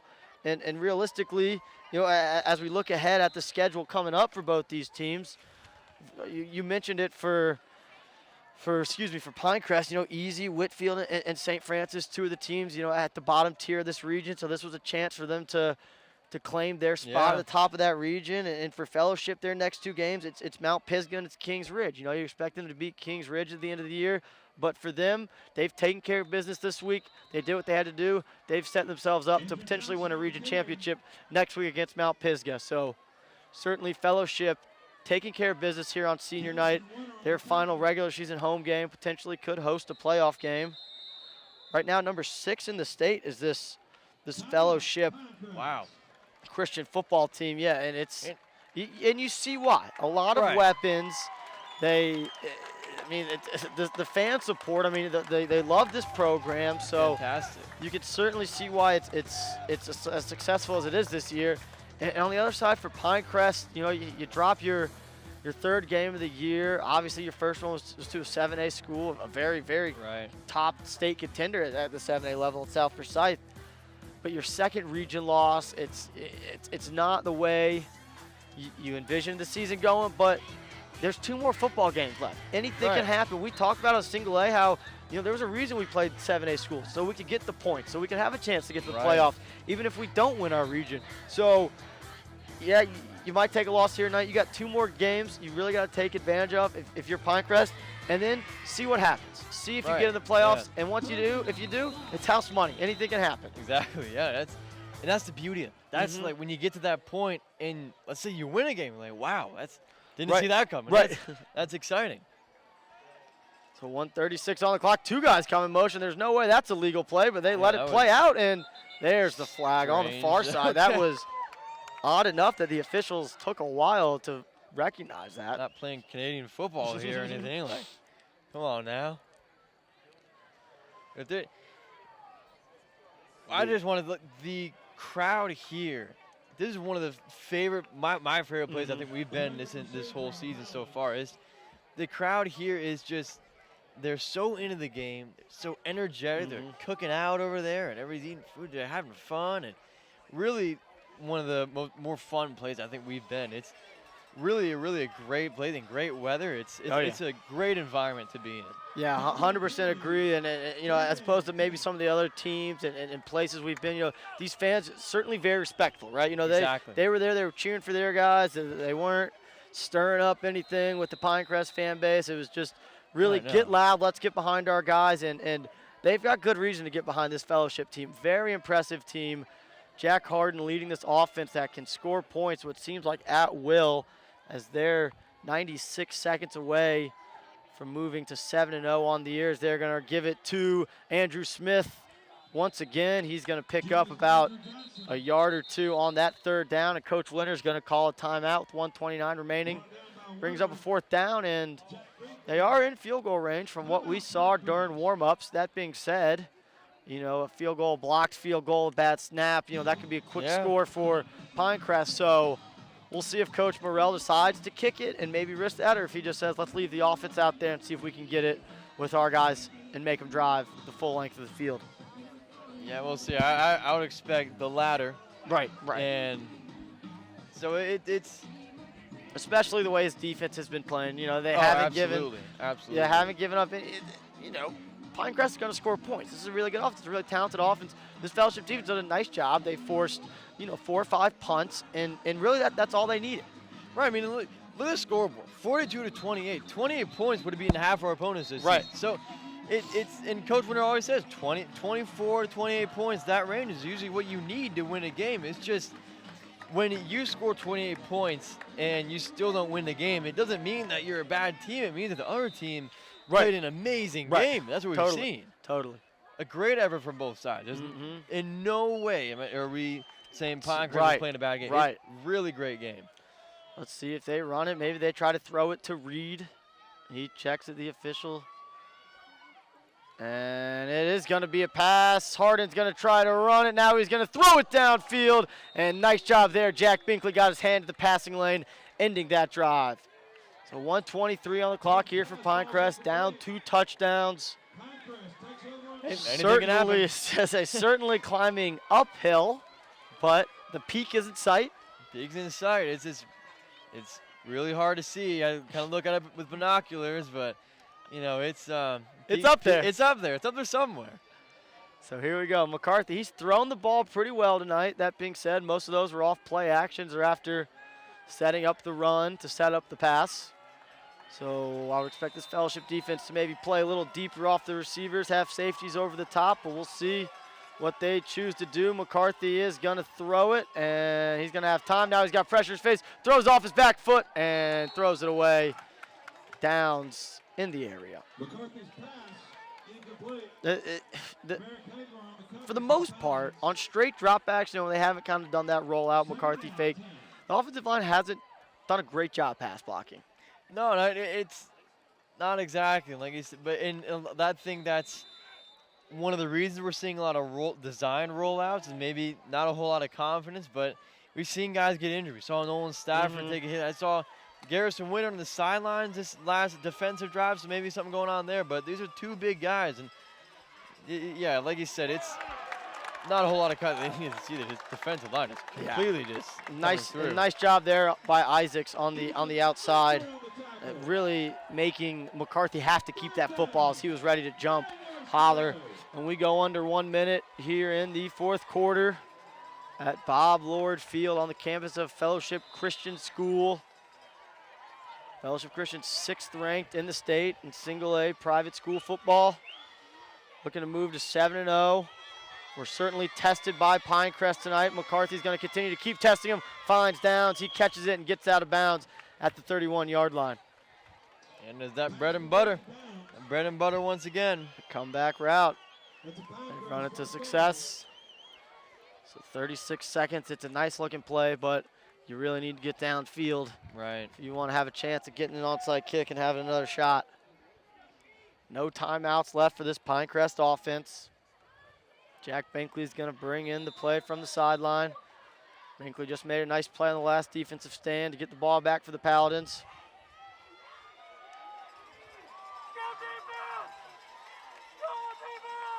McCarthy under center, receivers to each side, downs on the near side. It's going to be a pass, and rolling, and just ducking out of bounds.